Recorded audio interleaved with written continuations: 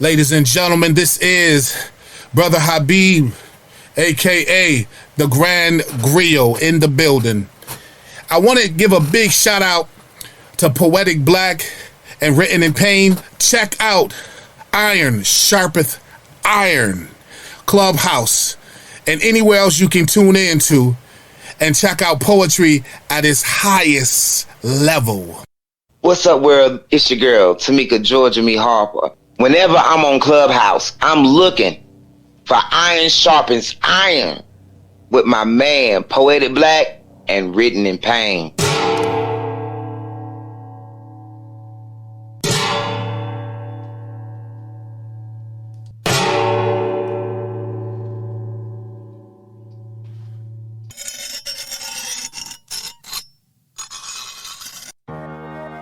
As iron sharpens iron, so one man sharpens another. The story. I thought it was a good story. I just felt like it was parts of the story that lagged a little bit for me. Your cadence, man, it captivated me. Me, it's just the sincerity in the piece. You know, I could feel that, and the emotion is always going to win me over when I can feel that it's real. So it was one of those pieces that, you know, where you're waking people up. You know what I'm saying? Bringing awareness. It was an awareness poem, and I really dug it, and I really dug the message behind it. Thank y'all very much. I really appreciate it. I appreciate the space. Are you ready to enter the dojo? Here, iron, sharpeth iron.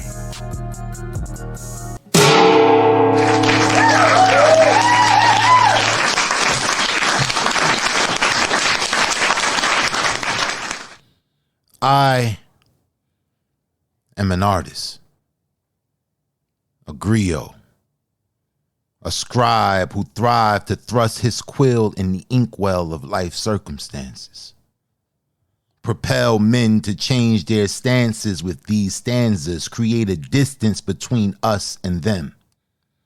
The victims who fell to the wayside be the reason why we pride ourselves on virtue, rather vanity. So define me. But you can't confine me to these margins. My sentiment exceeds your limitations. You can't muzzle my pen or begin to tame my ink. I think free. I believe in the concept that suggests we can be better. There's a name for us. Some call us poets, paper pariahs, ink leeches, gluttons of words. I've heard them all before. But I swore my allegiance to this craft, carved my path in these pages, steadfast, a steadfast wordsmith, carrying my words through the ages, spitting similes, demonstrating our likeness to greatness, the artification, the station where prose meet purpose, producing paragraphs conducive to conscious constructions, the destruction of the meaning depictions of our worth. We birthed a revolution, an entire militia of gifted pens with the intention to strengthen our resolve to stay out of bullpen and prisons. A grassroots group of griots crafting diction to its rightful position, scripted in the trenches, printed on project buildings like hieroglyphics. We speak fluent metaphor, versed in syntax, equipped with platinum bics to reflect the exact sentiment of our conditions. Written in a poetic rendition, the artification, the dedication to written words heard from all ages, transcending stages and microphones, but lay ingrained in our skin tone, so we wear our prose like Gucci, but with way more swag. Not intending to brag, but to pass passion and a pinch of pride in harvesting our craft. So go ahead and laugh.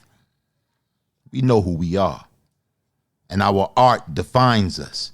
That's why you find us sincere in our aim. The artification, the summation of a nation of scribes prided on one premise: our extreme love for words. I am an artist.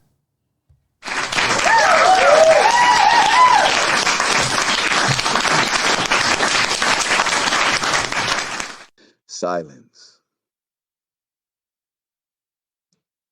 Yet inside my mind's eye, I scream reams, wishing I had no shoulders, eyes closed, trapped in the asylum of memories I remember. Cancers to the soul.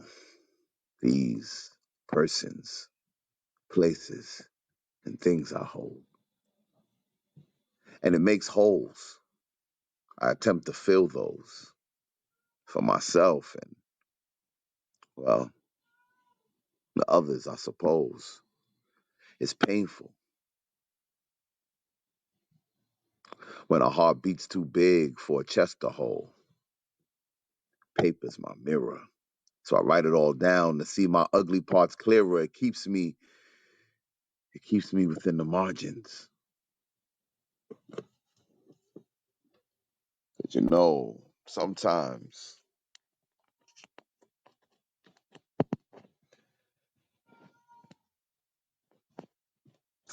life gets out of whack.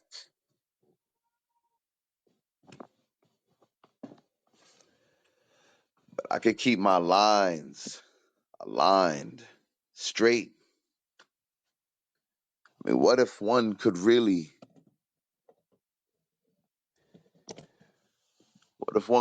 right their wrongs? And the crowd could cheer all along. What if my persistence can be a prose? Ink is my blood, paper my skin, my muse, the same pain I was written in. Walk with me through the museum of imperfections. I am often awed by the flawed. Maybe my addiction has no prescription, so I OD on pain till I nod, cursing God, snorting lines till I'm full of myself, looking for lovers to wallow with, foolish me. Perception is the jester. Trust to me is a child molester, so don't listen to me. Ain't nothing pretty here. The beauty is in my art, because it came from what's left of my heart. That was written in pain.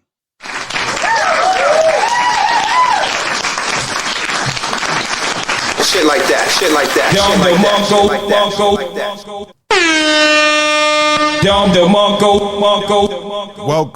Welcome everybody to another episode of Iron Sharpeth Iron. I'm Poetic Black.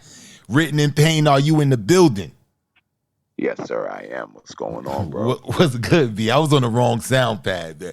I was about to give you a 5-part harmony, bro. I wouldn't have been mad at it. I was about to give you a 5-part harmony. I was on the wrong sound pad.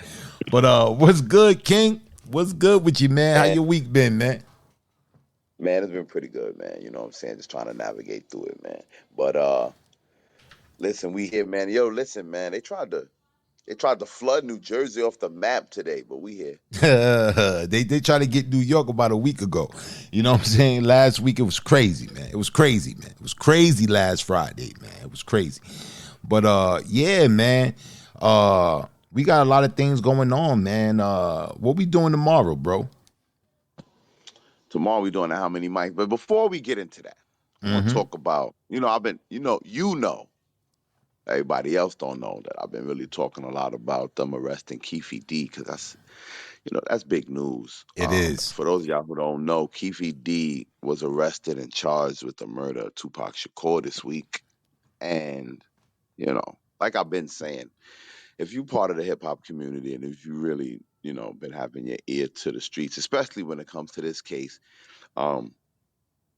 Keefe D's kind of been admitted that he had a lot to do with the murder of Tupac Shakur for over a decade. Not only has he been saying it, but he's also implemented Sean P. Diddy Combs on many occasions. So, this murder of this high-profile individual was in the cold case files for a long time.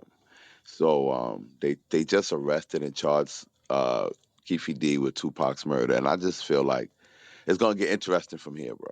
Yeah, I feel it because I seen the meme because I seen these joints. He was doing these interviews with all these different people, and one dude asked him. He said, Mike Tyson would love to have 5 minutes in a room. You know what I'm saying, with Tupac's murderer, and this dude said, Mike Tyson better leave me the fuck alone. He said, because they only gonna take me one shot. That's it. You better leave me alone. You ain't no gangster. And then I was like, they clipped it and they went to that song, Stupid. You know the song. You know what I'm saying? And I'm like, man, this dude is crazy, man. He been like really dry snitching on himself for years. Yeah, about a month ago, cause like I said, man, and especially in Vegas and LA and the people in the know of those things, man. Everybody knew who killed Tupac in the streets, right? It was just one of those things. Keefe D again in the streets have been saying that he had the gun that killed Tupac.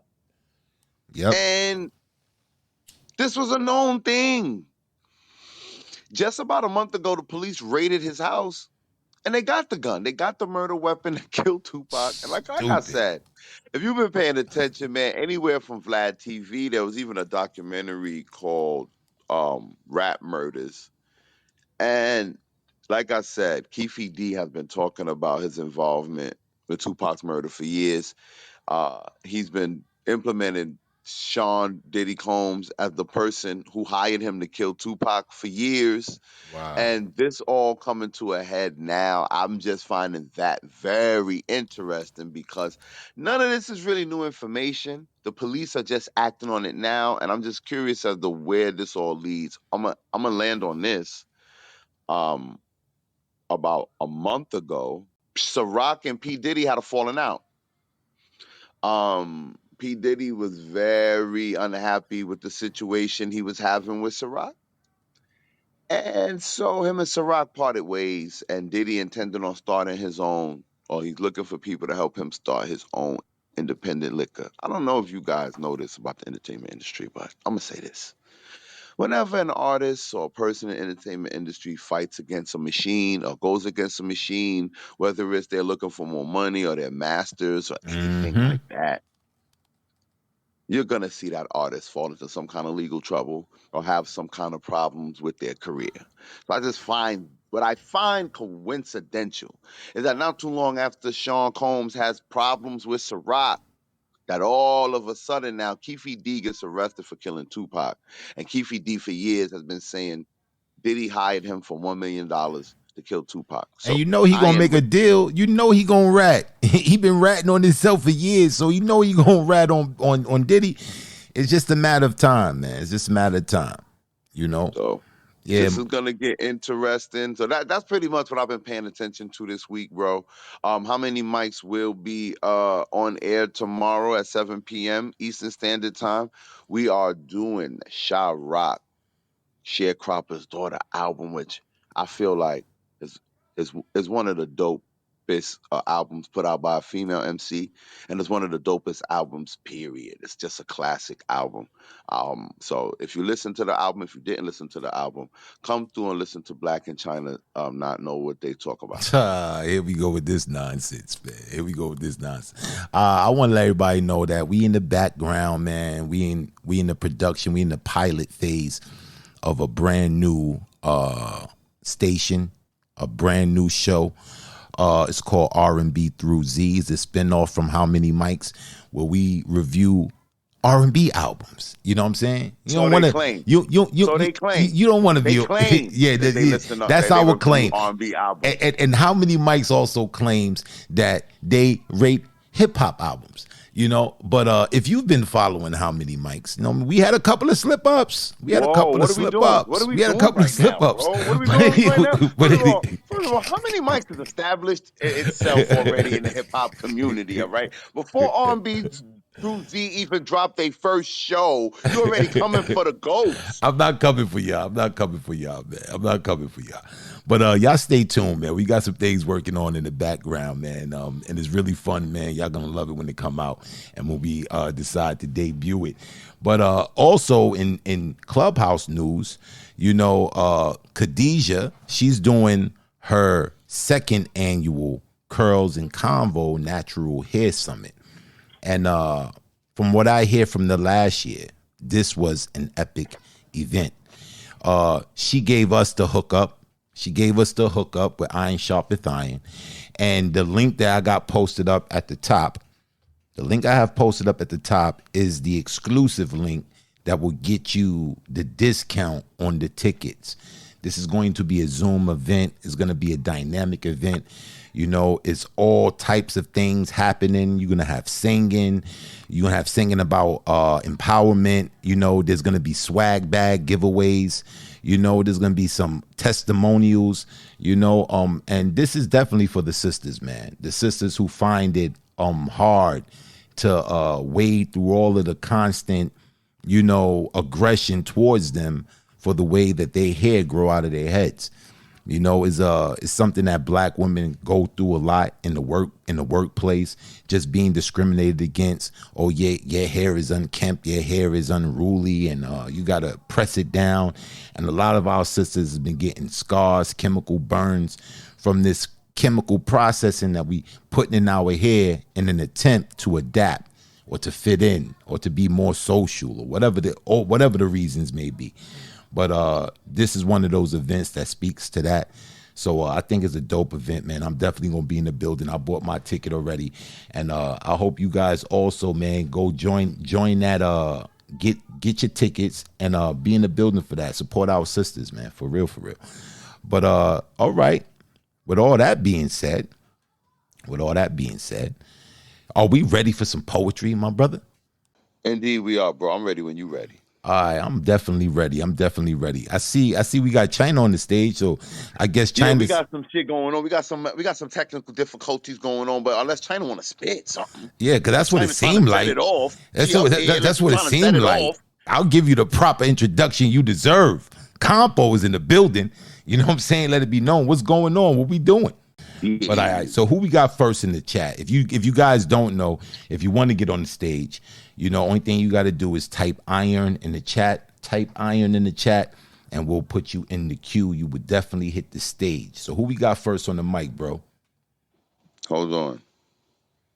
Can you hear me? Yeah, I can hear you. Oh, okay, my fault. Oh, see, I was ready. I ain't even know I was ready. First on the mic. Speaking of R&B through Z. Okay. It's Candy with the T. Candy B with the T. Bring on Candy on up to the stage.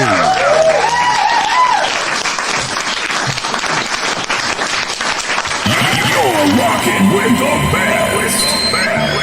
Candy baby. From acid. It's Candy Baby with the R&B T. That's all y'all get. Y'all ain't getting all the exclusives. Y'all ain't getting all the exclusives. Y'all ain't getting all the exclusives. Y'all ain't getting all the exclusives. What it do, Candy B? What's good with you? What's up, Poetic Black? How you doing? R&B A through Z in the building. What's going on? That's what I'm talking about. I'm loving the PTR too, man. Who's that? Ice Spice? Who is that?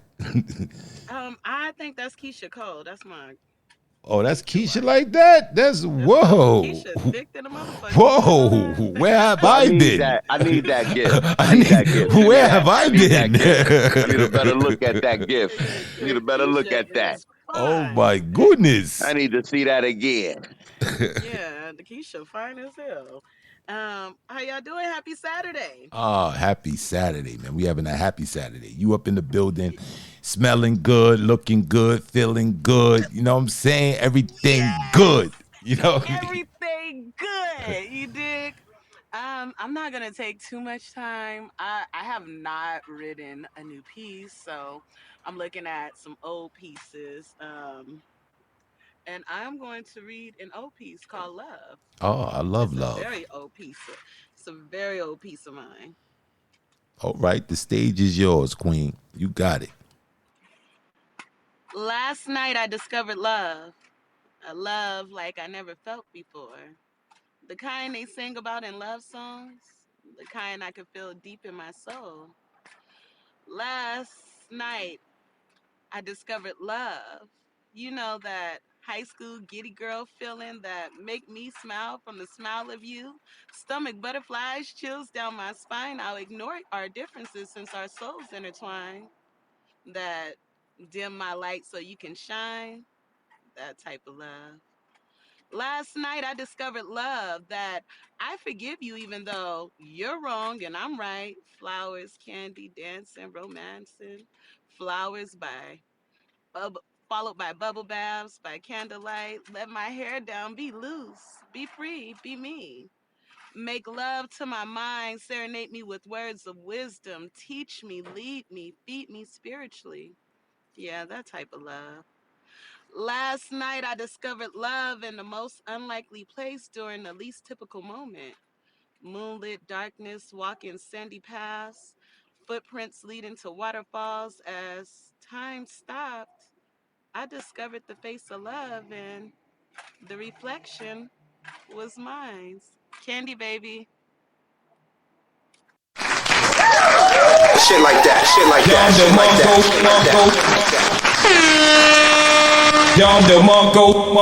Fire.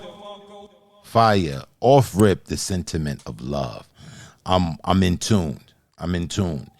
And the greatest aspect of love is, in my opinion, my humble opinion, is self-love. Because if you don't have self-love, it's impossible for you to expend this emotion to anyone else if you don't have that love for yourself. And a lot of times we forget that. That's why a lot of us, we find ourselves in relationships where it's based on infatuation or obsession or anything else other than love, because love always comes back. Love is reciprocal, but you got to be able to, have love, contain love in order to give it. And this poem speaks to that. Also, the imagery. In the last part of this poem, when you talking about when you was walking on the sandy path, and you found love in the most, unconventional way, untypical way, and you found it in a reflection of yourself. I think that's powerful. I think it's powerful. I thought the poem was dope. It was very heartfelt, and it was motivational. Great job. What you thought about it, Payne? I like this poem a lot. I like the fact that you were kind of speaking about yourself. This poem reminded me of a Prince song. Prince has a song called Cream. I don't know how many people are familiar with this record. Mm-hmm. But Prince has a song called Cream. And in this song, Prince is talking about himself. In fact, he says that he was motivated to write Cream because he was looking in the mirror. So that's what this poem, that's kind of where this poem took me in the, in this, by the time you finished it, I was just like, oh man, this was like, this was creamish. That's a word. Don't lick him in his eyes. Yeah. Thank you. Thank you, Candy Baby. I'm glad it was creamy. I try to keep it kind of creamy. Oh man. Woo. But I did write this as a reflection after looking in the mirror, trying to find me. So I That's appreciate fire. it. Appreciate it, you guys. See you next Saturday. Most deaf, Queen, most deaf. Oh man, I love it when Listen, we set Candy, it off I'm like gonna tell that. you too. Don't be afraid to tell Black when the album y'all doing is really hip hop. All right. Don't be afraid. Be like, yo, bro, what is this? Stop what is it. It's not R&B. Stop it. All right. Stop it. 5. Moo Fresh. Yo, I ain't gonna let you come for my people like that, man. You know what I'm saying? We all for one over here. How many Mike? Moo Fresh hip hop. Let's keep it Take the moving, red man. oak off. Take the red oak off. Red off. No red oak. No red oak. Oh man. Yeah, man. Wow. She came up. Wow. I'm done. You know how we do, man. All right, man. We just set it off proper like. The juices are flowing. Poetry is in the air. Who we got next on the mic, bro? You on Next on the all mic. right. I ain't on mute. Relax, man. It Come on, seemed man. like Relax. it, bro. I'm doing things. I'm doing things. I'm doing things. I'm doing things. Trying to get used to your pauses, man. I'm trying to time them. I've been off a little bit. Usually I time them just right. Go ahead, man. Oh, man, it's going to be a long night. Next on the mic is Mai Tai. Oh, let's bring the queen on up to the stage. Bring Mai Tai on up to the stage. Hey, Mai Tai, what's going on with you? Hello, Kings. How y'all doing tonight? I'm beautiful. I'm great, man. We good. Great. We good. We good, Mai Tai. What you got I'm going doing for well. us today? So I have a little piece that I wrote out of the blue. It started as a Facebook post, and I was like, I need to put these people all up in my business. I was like, I'm just gonna turn it into a poem. So I did that. All right. And it's it's called The Dangling Carrot. The Dangling Carrot. I like the concept already. That title just went through my head, man. The Dangling Carrot. There's mad prompts you can write from that. But go ahead, Queen. The stage is yours. All right. I spent the last 8 years of my life trying to make someone love me that never wanted to love me. I used to cry asking God to make him love me, make him come to the realization that I am a good woman, that I could love him better than any other. But he never did. He always chose other women over me. And every time I ask myself, why am I not good enough? Why won't he love me? What's wrong with me? But the thing is, there was nothing wrong with me. I was good enough. I was always the better option. However, he wasn't the one for me. He wasn't good enough for me. No matter how good the sex was, he wasn't for me. And I've been seen it. I chose to ignore it because for some reason I had this false hope that one day at any moment he would love me all of a sudden. He would see my worth all of a sudden. After 8 years, I believe he actually started to see me. But in reality, he wanted me to think that so I wouldn't let go. But today, I let go. I let him go. The love I had for him, I let go. The hope I had for us, I let it go, and it hurts. But I'm so relieved. I released him. May God bless me with a man who sees me immediately, who loves and cherishes me for the blessing I truly am. I see me now. I see my worth. I don't deserve the hurt. I don't deserve the dangling carrot that he was hauling in my face for the last 8 years. Because someone's going to give me an entire garden to harvest for many seasons. And I'm joyous I never bit that carrot for many reasons. Thank you, God. You told me he wasn't the one, and I didn't believe it.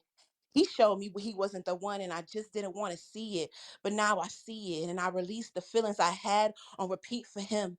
And for the last and final time, I had to unfriend, block, and delete him and his rotted carrot. Can't believe I begged this nigga for marriage. But he was playing hacky sack with my hearts, putting tears in it. I was in love with him, and he was in love with my body. At the time I met him, we wasn't using the word toxic, and I was young, dumb, letting him fill me with cum, so I wasn't using my knowledge. I wasted prayers on this nigga. I know God was like, I'm not even about to play with you right now. I laughed because I so desperately wanted him. But he just desperately wanted to have sex with me. That nigga was borderline obsessed with me. Not me, but my body. This nigga made me his hobby. Never again will I be his bike where he pick and choose to ride me until my tires are tired. And now I'm done following his trail. I'm done putting myself through hell. I no longer want the carrot. It is now stale. Peace. Shit like that, shit like that, shit like that, shit like that. Down the Oh, man. We got to talk about this right here, man. This was, you know, one of those poems that hit different because you've experienced it. I've been on the the opposite side of that. I've been on the opposite side of that. Whereas, you know, in a relationship, I know that it's not going nowhere, but at the same time, not wanting to let her go, not wanting to like, you know, either you gonna commit or not. And I've been in my younger years, I've been a perpetrator of that, you know. And for me, it was you know, you're young, you're ripping and running around, you exploring options and things of that nature. You don't want to settle down. And I'm a Sag, so it hit different. But there's so many things that you were saying in this poem, man, that was just hitting me right in the heart. Hit me right in the heart because, you know, no one deserves that. You know, and a lot of times in our youth and the hastiness of our youth, we hurt people inadvertently. And you know, it may not be the intention for some people, but for some people it's deliberate. You know, they know the position they got a person in, whether they got them digmatized or, you know, they just so wrapped up into them that they know they're not going nowhere. And you got people who prey on that. But in this poem right here, it was the self-revelation, you know, that hit for me, that you woke up. I'm not going to continue to go in this cycle. And I thought it was just awe-inspiring, you know, to hear that, man. It was a powerful poem. Life Jennings got a song. I can't remember the name of it, but he was talking about this same thing. Like, you know, if you ain't gonna love her, let her go. Like, let her go. You know what I'm saying? You know you don't got no good intentions for her. You know you don't want to be with her or whatever the case may be, but you sitting there playing with her heart. And it hits, you know, but I thought this was a great poem. I thought it was heartfelt, and it was motivational, you know, for individuals who've done that, for you to explain it and articulate it in this piece, you know, to give individuals who are doing that something to think about. And women who are going through that, something to think about, that it is light at the end of the tunnel. I thought you did a great job, Mata. I really enjoyed that. Payne, what you thought about it, bro? Sometimes people don't want to let you go because they fear that you might be happy elsewhere. Mm. And that's the twisted, sick part about it, right? That sometimes people won't relinquish you just for fear that you might actually get out of this cipher of toxicity that you in with them. Sometimes people get addicted to that toxicity, right? Sometimes it has become normalized to the point that they have convinced themselves that all of that is part of the loving process.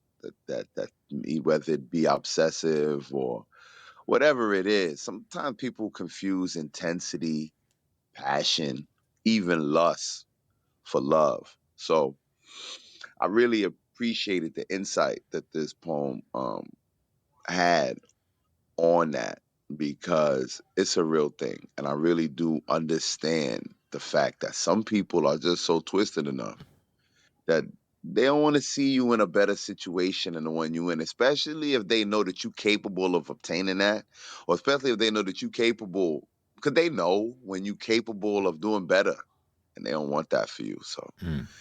um, I dug this piece. I really did my time, and thank you for sharing it. Oh, thank y'all for the space on the stage. I appreciate it. Most definite, Queen. Most definite.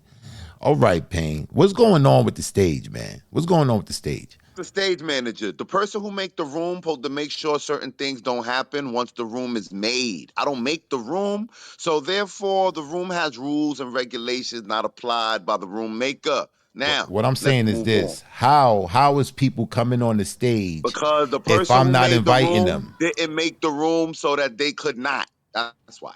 What you Whoever mean? The made the room? I'm room, looking at the room right now. You just can't come on the stage. yes, you can. What you? Obviously, that's what's happening. Nobody pulled my. I'm not. First of all, I'm not even modded. Okay, let's deal with that first. Oh, I I'm thought It's I not even modded modded. you. I thought I it's modded you. it's yeah, it's letting people just unmic. I was just showing y'all that's what happens. It's All just you like gotta do is Oh, unmic, you come on stage. All can right. can So please everybody else go off the stage until we call call you up to the stage. Everybody on the stage, can you put yourself back down, because this is something I can't control. It used to be when you made the room, you now had when to you make invite the people. room, you could we'll talk. Yeah, let me know if there's a way you can do that, because I don't know, because I'm just doing it the way I've been doing it, and I've never had that problem before. People just coming up on the stage, but yeah, can you please move back down to the stage and we will bring you back up. If you know what I'm saying, if you don't know how, do you know how to move people back down? Can we inform them how to get back down? If Nobody knows how to do that shit. I don't know how. anybody know how to do that, can y'all put it in the chat, post it in the chat? But yeah, I thought I modded you earlier, but I guess I didn't press the button. All I right, still ain't modded. you are modded. You still Oh not yeah. modded? Yeah, I am. I see now. All right, yeah, you got your glasses on now. Okay, I see. Oh, The brother. Geritol kicking in. All right, bro. Who we got next? I've been looking I'm looking forward to this. It's about to get spicy. It's about to get spicy. All right, who we got? Who we got, man? Because I know you issued out, what I'm saying, some things again. You know what I'm saying? You doing your written in pain thing. And Yeah, but that's that. That's what's about to go nah, down. no. All But right. I'm looking forward to this. I'm looking forward to this. Next Okay. on the mic is our brother Lost in Queens. Oh, let's go. Let's go. That's what I'm talking about. I didn't even see bro on the stage. New York in the building. What's good, bro? Yo, what's going on, y'all? Can y'all hear me all right? Yeah, man, we can hear you perfect, man. Loud and clear, King.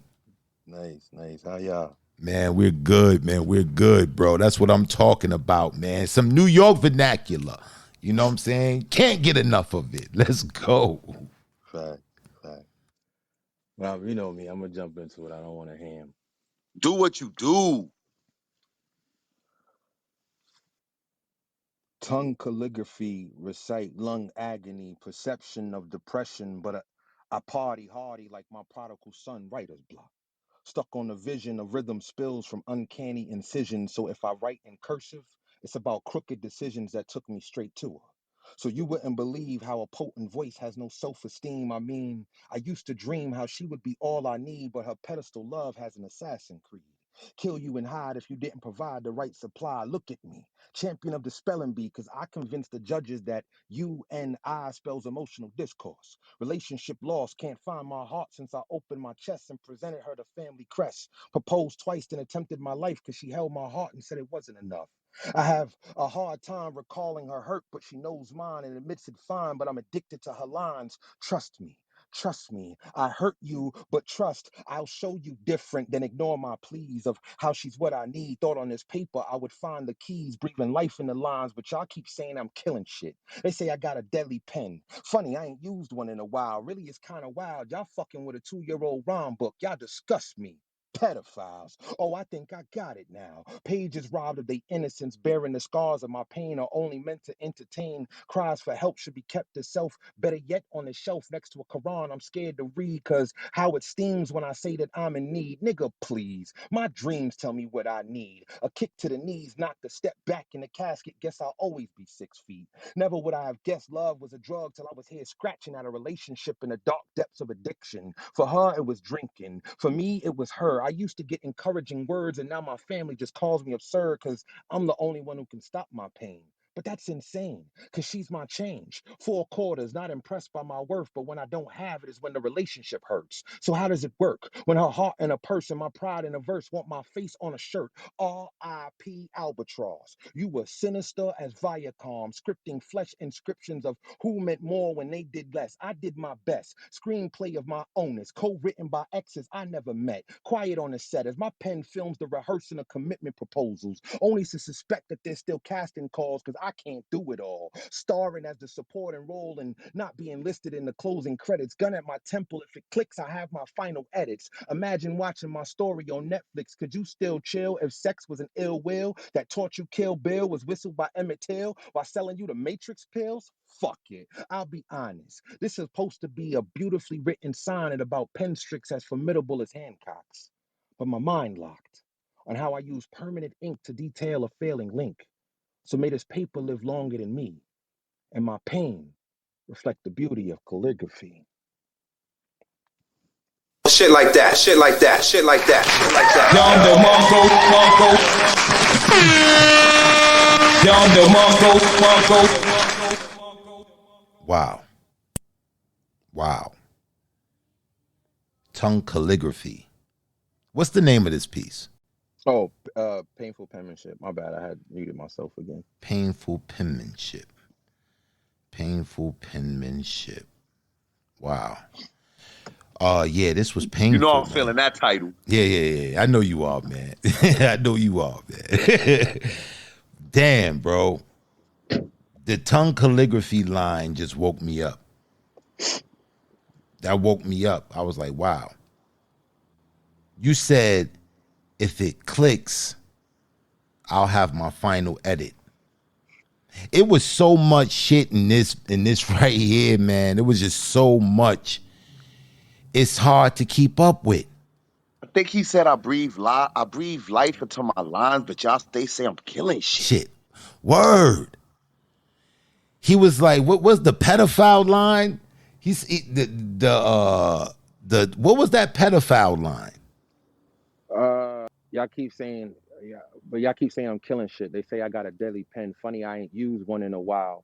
Y'all fucking with a 2-year-old rhyme book. Y'all disgust me. Pedophile. Fucking retarded. This guy. Yo, I heard that. 2-year-old. I heard that line. I was like, what the fuck did you just say? I was like, what? Yo, B, this was epic, man. This was epic. This is wordplay at its finest. This was just a mesh of a whole bunch of different poetry styles, like poetry tools used in a piece that was flawless, man. This was epic, man. This was epic. I thought everything about this was fire, from the delivery, cadence, the subject matter, everything, man. Great job, man. Great job, Lost, man. Great job. Payne, what you thought about it? Man, I loved everything about this shit, man. And I'm nominating too. I'm nominating. This already won. All right. I sat up, man, and I said, "This guy." When I saw you put Iron in the chat, I was hyped. Man. You did not disappoint with this piece. Shit was dope. The last 2 lines for me too. Wait, what did you say? You said something about. What was the last 2 lines, man? You said something about pain in your calligraphy. Say the last 2 lines, bro. So may this paper live longer than me, and my pain reflect the beauty of calligraphy. Man, my pain reflect the beauty of calligraphy. That got so many different meanings, bro. Come on, bro. That's crazy. Come on, man. That's crazy. Bro, man, I'm a fan of your work, man. When you come through here, man, I look forward to what you got to share with us, man. I really appreciate how you approach the craft, man. Keep doing what you do. Yeah, Thank you. I appreciate it, man. I told you I'd never let you down again. After that slam joint that one Monday morning, when I got like that 8.5. Man, you ain't it wasn't even you, man. Yo, don't even carry that, man. That shit was rigged, man. Yeah, don't worry about it. You know how that go, man. You know how that go. But yeah, bro, man. Yeah, that griot coming around too, man. That griot coming around, man. Yeah, man. We got this grand griot competition coming around, bro. I really look forward to seeing you involved in it, man. And keep doing what you do, bro. I'll do my best. Thank you, man. It's peace, love, and always share, man. Thank y'all. Y'all keep me going. Definitely, King, man. Yes, sir, man. You inspirational, brother. Oh man, we setting this off lovely, B. We setting it off lovely, man. Do we got time? Yes, we got time before we get into the intermission, don't we? Yes, sir. Let's keep off the stage. How do you take it? So can somebody put that in the chat? Because I The don't. only way we know how to do that is you got to leave the room and come back. No, That's no, the no, no, only no, no. way. Just press your profile. Press your profile, and it should say move back to the audience. There you go. That's how you do it. Just press your profile. Got it. I got that. I got the trick now. Press the profile. It'll say move back to the audience. And that's what you do. And we can fix that later on Pain. I don't know how to do it. You have a rap with me, man, and show me how to do that. But yeah, man, who we got next on the mic, man? I'm ready, bro. Next on the mic is the Meister. Oh, D Meister. Let's bring the queen on up to the stage, man. I love her serene poetry. What's good with you, Queen? What you got for the people tonight? Thank you. I appreciate it. I wanted to thank my time and give her recognition because she told me to come in here. She actually texted me and told me that she felt like I should come in here. And I had popped in here a few times, but because I'm new to the poetry community, I didn't understand the way the room works. So I would just always leave because I'm like, all right, I see one person on stage, so maybe it's an interview. And I just didn't know how it works. So thank you, my tie. And I like the way your room runs now that I'm here, and I appreciate it. Oh, most definite, Queen. We're happy to have you here. You know, I've heard you on the app, and I'm a fan of your work. So what you got tonight? This is so surprising to me. People keep telling me that, and it be surprising me. Thank you. I appreciate your work as well, to be honest. The poem that I'm doing is called Description of You. And I'm going to put the link in it if somebody want to hear the song. It's an artist named Raheem Devon. I don't know if Oh, you that's have my heard of his dude music. right there. What Oh, what yeah. what So song? it's What song is connected. it by Raheem? Every word in this song's going to be Oh, that's my about joint. you. That's my joint. Yeah, I know. That was on the first album, right? Yeah, that was that joint. Yeah. All right. Here we go. It's called again Description of You.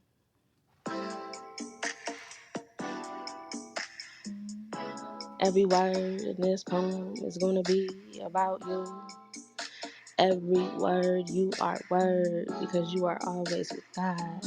You are one with God. You are eternally divine. And about your purpose, you won't compromise. And I love that for us. Permanently, it's in God that we trust. Gracious, ethereal love. Anointing, healing in your hugs. I think about you and I scream with joy like a crush that just said yes, like winning free tickets to your favorite artist concert, like the reaction when your kids win the game. Like when your lover proposes, I can't oppose this. I will always notice your spiritual focus, the faith that resides in you from moment to moment, your love for the ocean, my favorite potion, your unwavering devotion, and oof. I love him so much. I'm really trying to get through this. He really make me do this. Ooh, okay, Jesus. I tune into his movement. It's beyond the feeling of heaven. I see precisely what God is exactly doing. My love expansion is fluent in love with what we are pursuing. His love brings me relaxation while simultaneously feeling so elated that I feel inebriated from his divinity. God puts me to sleep after visions of heat. I feel it powerfully. The beautiful feelings our union brings, like the wind in the trees, like when the birds they sing, the cats when they're purring, like puppies that are furry, exactly like a life free of worries. I was once in a hurry to get the perfect result, then I saw what God had stored away in the vault. Consistently, I began to consult for all in the future that I sought. All my problems were solved, all my doubts were resolved as we eternally evolve. I move and exude gratitude to see you and all that exists as I reminisce. I always receive a glimpse, excited for you to hear this, my divine Lord Shiva. Signs your twin flame empress, Mahakali. The Master has spoken. Shit like that, shit like that, shit like that, shit like that. Yonder Monko.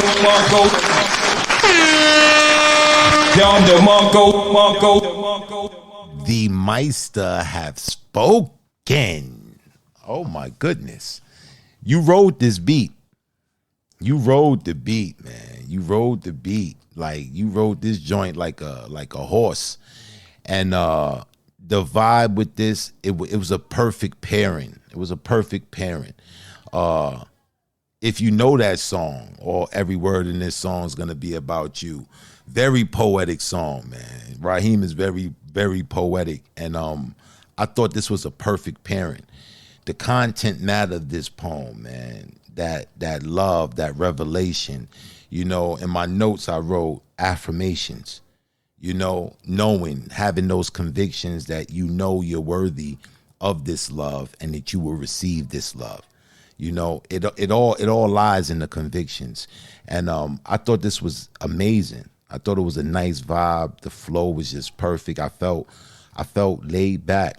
I felt in the groove, and I'm just marveling at your stanzas. And it was an experience. Great, great job. Payne, what you thought about it? I agree with you, man. It was a flow. It was definitely a vibe. I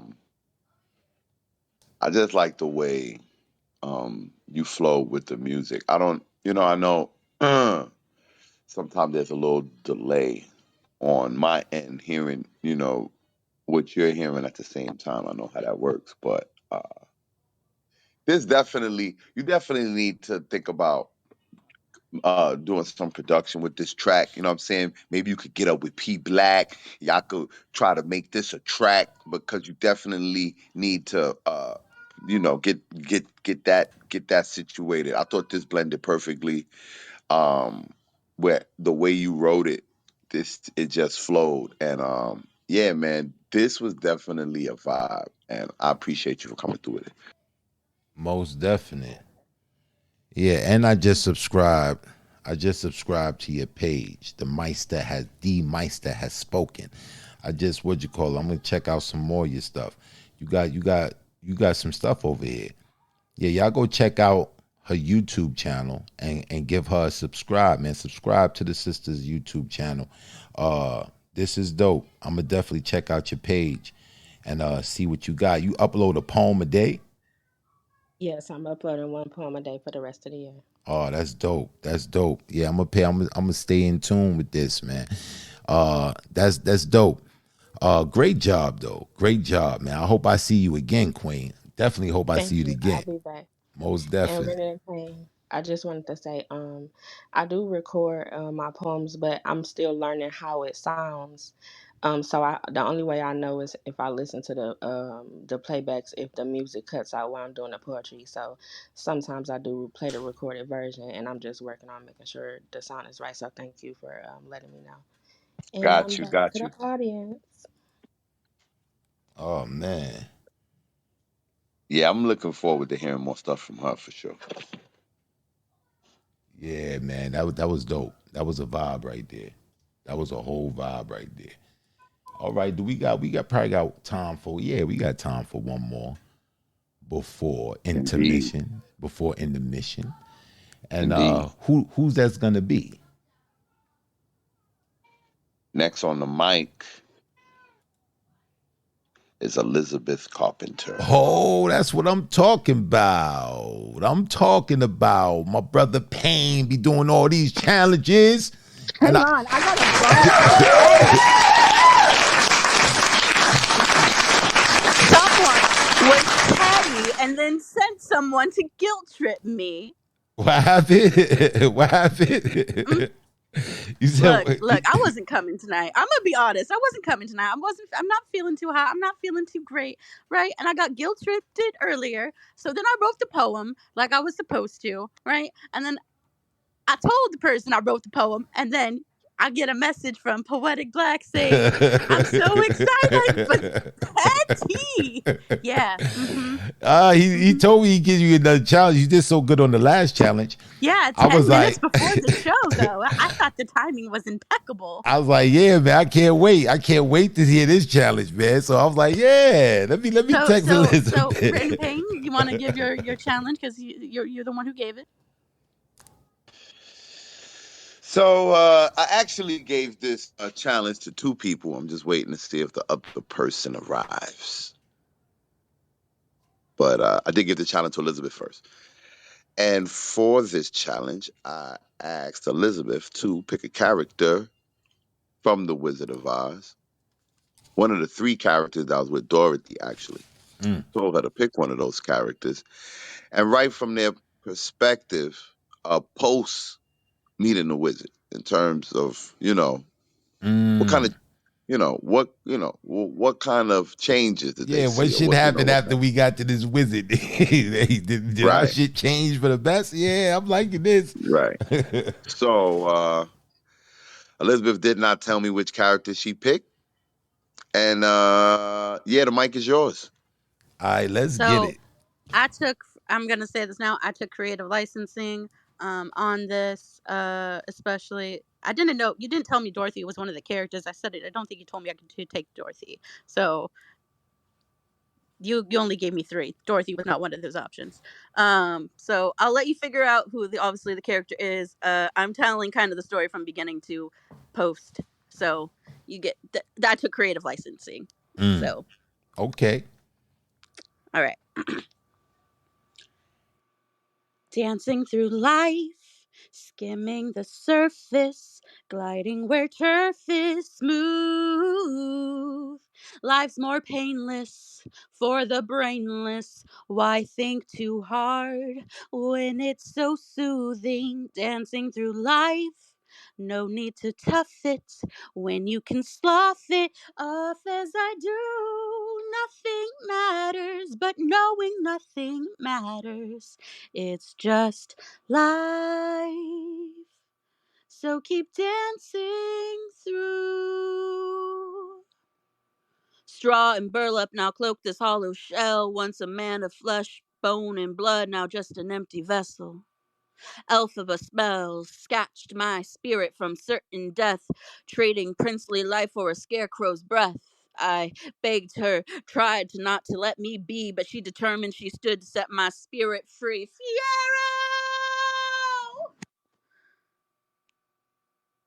Her powers surged, swirled like a storm at sea, transforming me into what you now see. Limbs stuffed with straw, face painted on. I wobble to teeter, going here to there, head full of nothing but bundles of hay, voice of rasp only at a parrot's bray. Perhaps I should have thanked her for sparing me my end, though Scarecrow's life pales for the love we now did spend. If giving me life means we can't be together, I'd rather have died than live a hollow forever, and the wizard's gift did little to enlighten my mind. The pins and the needles no intellect could find, though he claimed great power as he was but a fraud behind the curtain less than a scarecrow's facade. We left the Emerald City much as we came, following the yellow brick road. The girl called by a name, Dorothy, still yearned for her home far, far away. The wizard's hot air couldn't make us stay. Together we marched the four seeker souls towards elusive goals as we strove to extol, as we journeyed a heart and mind did unfold.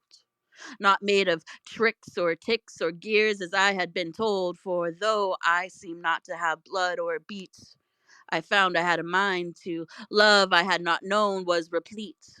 Purpose awoke in my burlap filled chest to help a friend try, though through straw was my best. In that journey, I did learn something profound. More precious than brains is the caring heart found. So the wizard's gifts were simple but a test to pretense. For true wisdom comes not from smoke curtains or pins. It's in the bonds that we share on the yellow brick road and the strength found in numbers to keep the courage intact. And the mind is not defined by brains, but how you decide to stand up for when your mental's been tried and played with when we go somewhere. Somewhere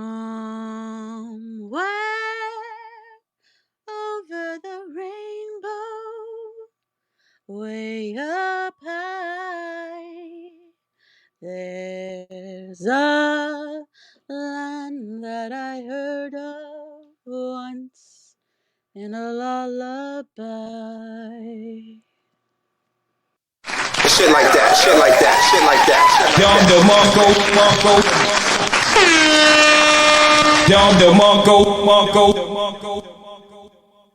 I'm gonna let you set this one off, Pain. This is your challenge. Yeah. So Elizabeth, that was the scarecrow. Correct. Wow. Um, Yeah, I thought that was an excellent job, man. I thought that was an excellent narration. I thought that you put it, the songs that you bookended the piece with were perfect. And wow, I really got caught up in the storytelling in this piece. And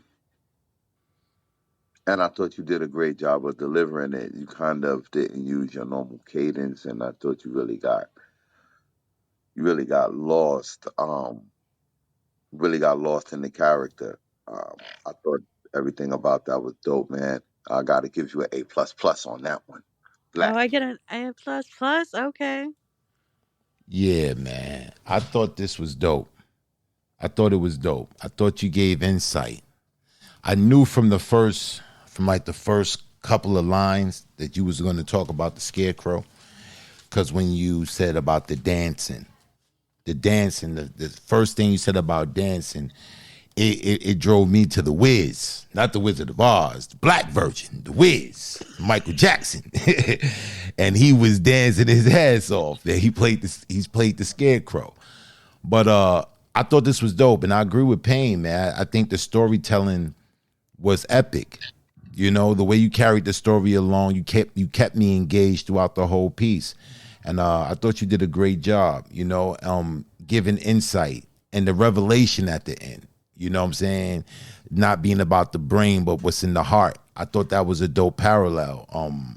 Yeah, man, I would agree with I Payne. even put courage in there too, if you caught that. Mm-hmm. So I interlaced all three. Now I would like to say though, I did ask if I could use lore from the Wizard of Oz, right? So Fiyero, that's why I scream Fiyero, because Wicked, the musical, right, is like kind of the pretense to the Wizard of Oz. And it tells you how the scarecrow got turned into the scarecrow. So I wanted to kind of start from there, and that's why I used the song "Dancing Through Life" because that's the song the scarecrow sings in Wicked. And then Oh, okay. yeah, and then I wanted to end with like one of the original songs from The Wizard of Oz. But this was the second piece I wrote to this essential prompt. The first one is in the more so of the perspective of Dorothy, which made a very dark turn. Maybe I'll do that for you guys one sometime. But it's a lengthy poem too. But I'm glad you guys enjoyed this. I'm glad that I did my job and I didn't get stumped. Yeah, man. Payne got his brain, man. The way his brain works, you know, he just be thinking about the craziest shit. You know what I'm saying? He was like, yo, how did you even come across that? That's the way he thinks, man. But I'm loving these challenges, man, because they're difficult. They're not easy to pull off.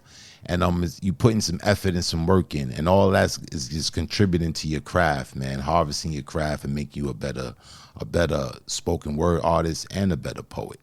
So yeah, great job, man. And always, you know what I'm saying, always being there to take the challenge. You ain't scared, Elizabeth. If you got heart, you probably can come to Brooklyn. I don't know. You know what I'm saying? You probably I can heard come to white girls Brooklyn. did take over Brooklyn. Nah, that's cap. But they trying though. They definitely tried. They trying. Oh man. All right, Payne. So I think we ready for this intermission. I think we're ready Let's for get this. into it because we got some heavy hitters coming in the second half. If you hear and you did not put iron in the chat, what you waiting for? Yeah, go and put that iron in the chat, man. We'll be right back after these messages.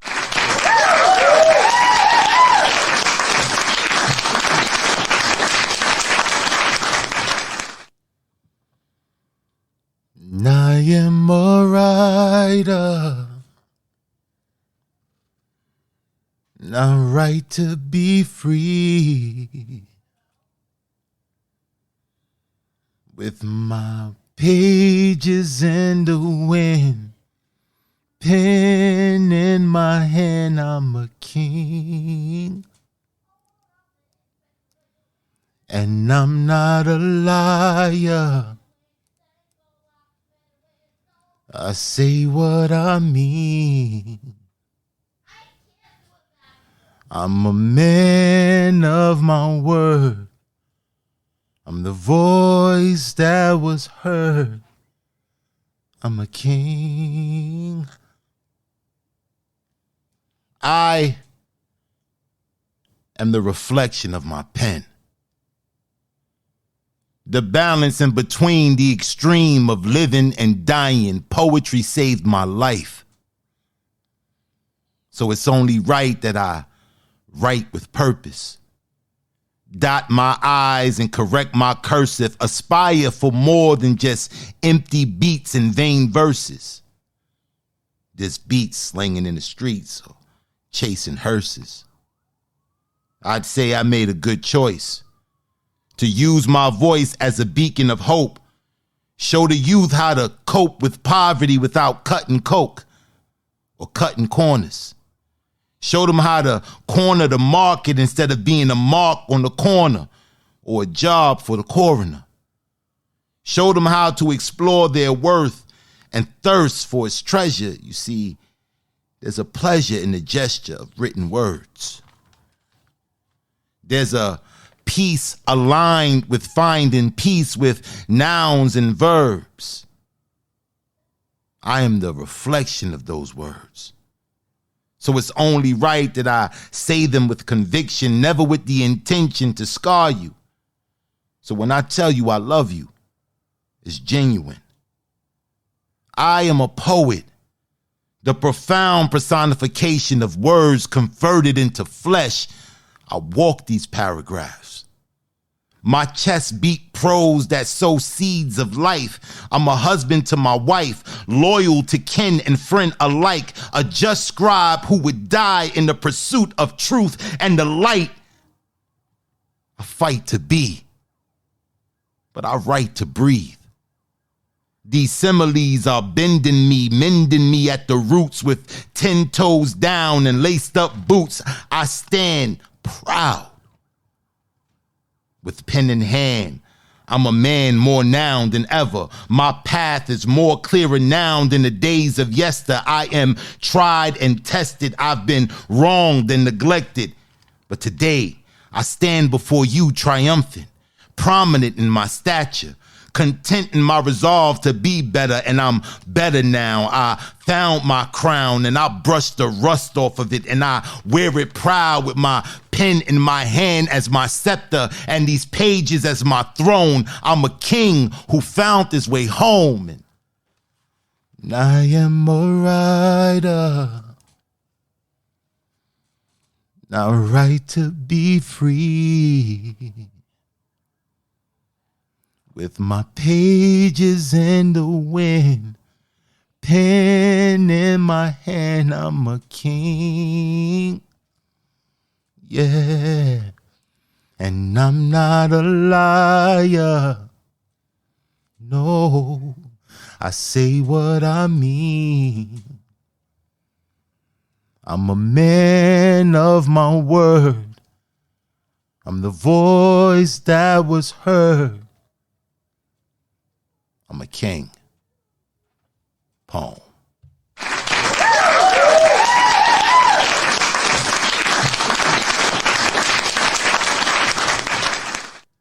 In the solace of silence, there is science. Just quiet the mind to align with the divine. We have become slaves to the fabrication of time. Life becomes the distraction from living, so we misuse the gifts we are given. We quiet the soul. So then reality is all mental. Never truly living the life we were meant to. Yet without diligent focus, we feel hopeless. Success is obtained through the failures we gain, the pain we sustain.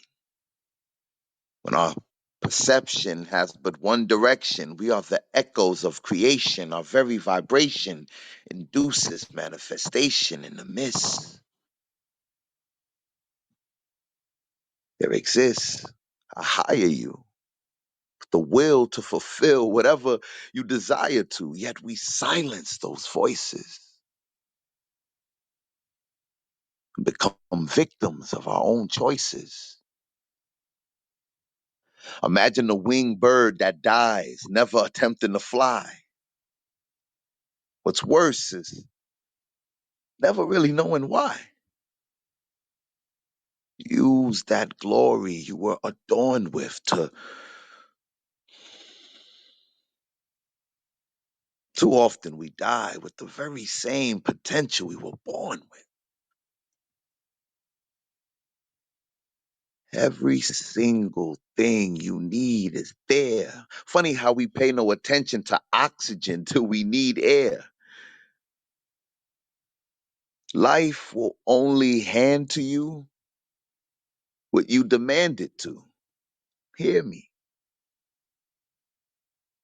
I said life will only hand to you what you demand it to. Trust, I have felt lost and stranded too. Meditation is not sedation, it's the station for the dreams that you are facing. They say go after your dreams. Truth is, they are chasing you. Just believe, please. You're, you're so much more than this. Find yourself, align yourself with the reason you exist. Question. Think about all the seeds you've been sowing. Then ask yourself, do you really want to feast now on what your garden is growing? That was written in pain. Shit like that, shit like that, shit like that.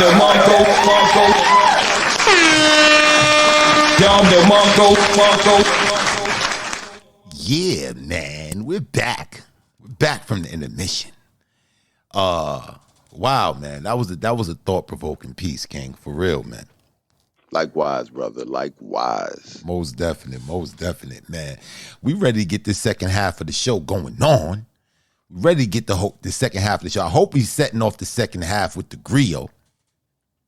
With the griot, you know. Not the grand griot, but our griot. Mama O. Listen, you ain't even have to say it twice, man. Mama Oladeji, the mic is yours. Let's go. Okay. Greetings, everyone. I'm such a dominator. I'm a boss.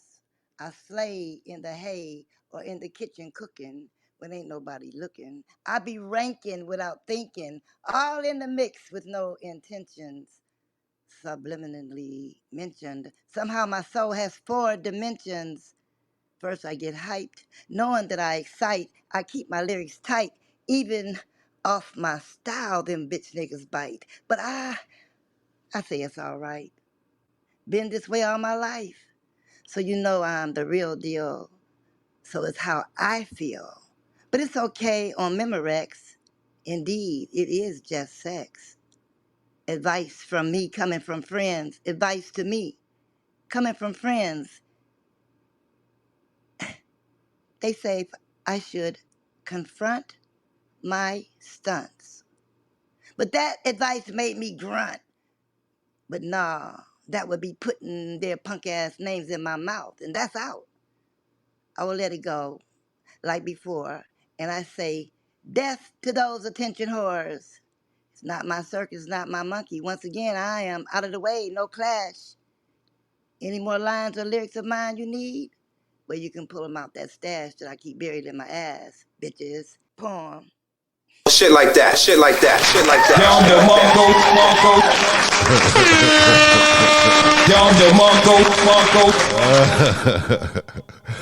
Oh man, I'm gonna have to cut out the song part when I post this up for the podcast. But damn, Mama, you are classic. You are classic. Perfect song.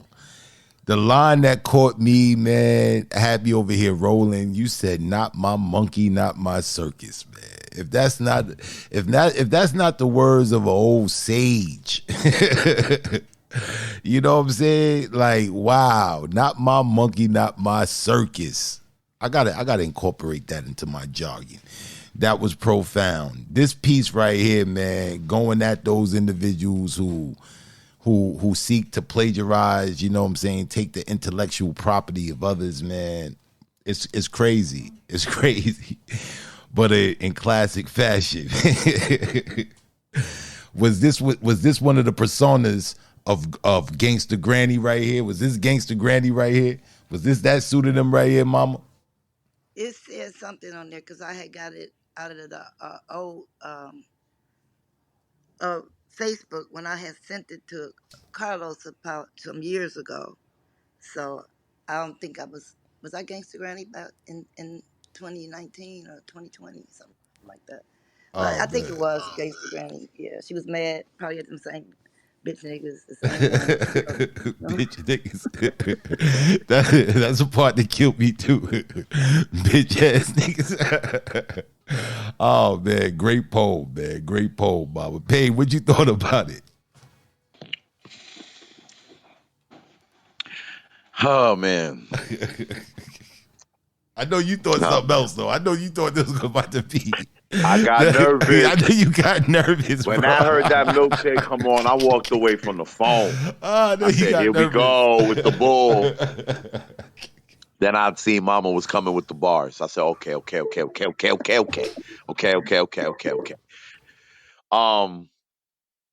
know what it is about Mama, man? It's nothing she can't do with a pen.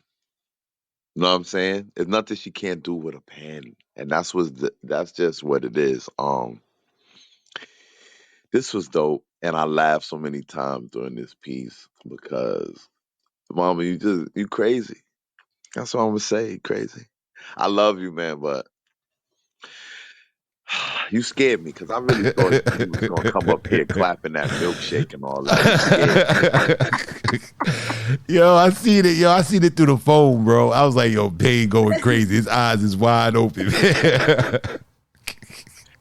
Well, no, I was just celebrating my little grandson, his first date, and then my son called me and told me, sent me the picture of them. They out there on their with their homecoming, whatever that is. So that's sincere. My grandson and his first date at homecoming. So and then my son called me and said, "Mama, he got a girlfriend that looked like you when you was young."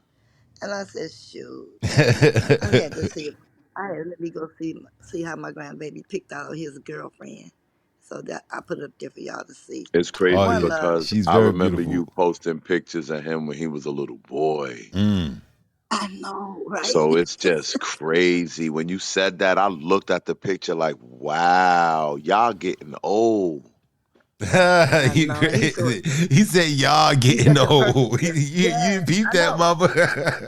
I know, but I know what's really happening, so I don't say nothing. You know what I'm saying? He gonna enjoy it when it happens. When you get that grandbaby, take all that craziness away about you don't want to get old and stuff. I mean, it's such a delight, man. I'm telling you. No, And he's mama, please. No, I've embraced the fact that it happens to y'all.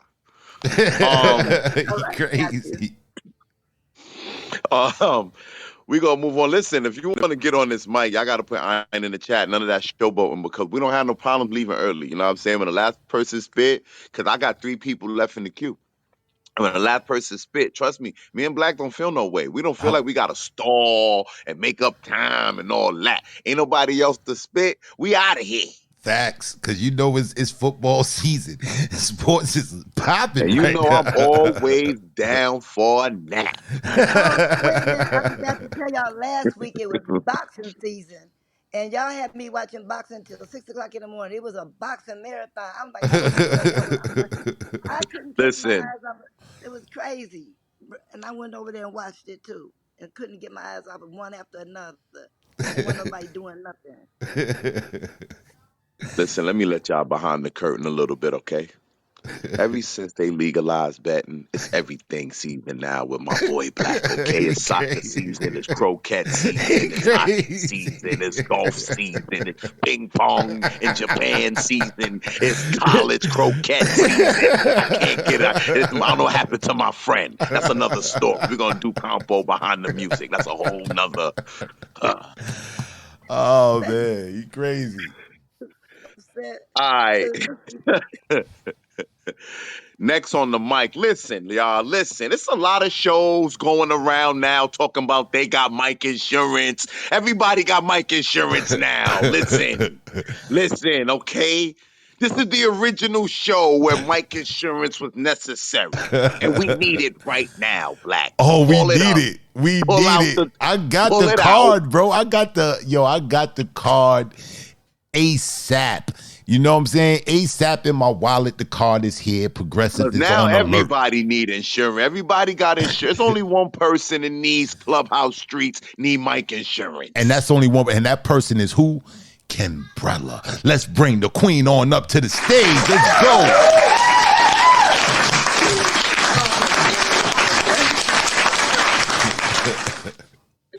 Peace, y'all. Peace, my brothers. How y'all Peace, doing? queen. What's good with What's you? What's going on, good? Kimbrella, man? We miss you over here on this stage. Oh my goodness, I miss y'all too. Life been lifing, I life been feel We you. know how lifing. it go. And, We know how it had go. to, had to put the crown on. It was kind of tilted a little bit, but yeah, I'm back. I'm back. We all good. We all good. That's what I'm Um, talking about. Shout out to the platform, dope, amazing poets. I appreciate y'all, Mama. I ain't gonna lie, Mama scared me too with that motherfucker. I was clutching my pearls. I was like, yo, she gonna get whipped a heart attack. She gonna get whipped a heart attack. I love it, yo. I love it. He get nervous every time.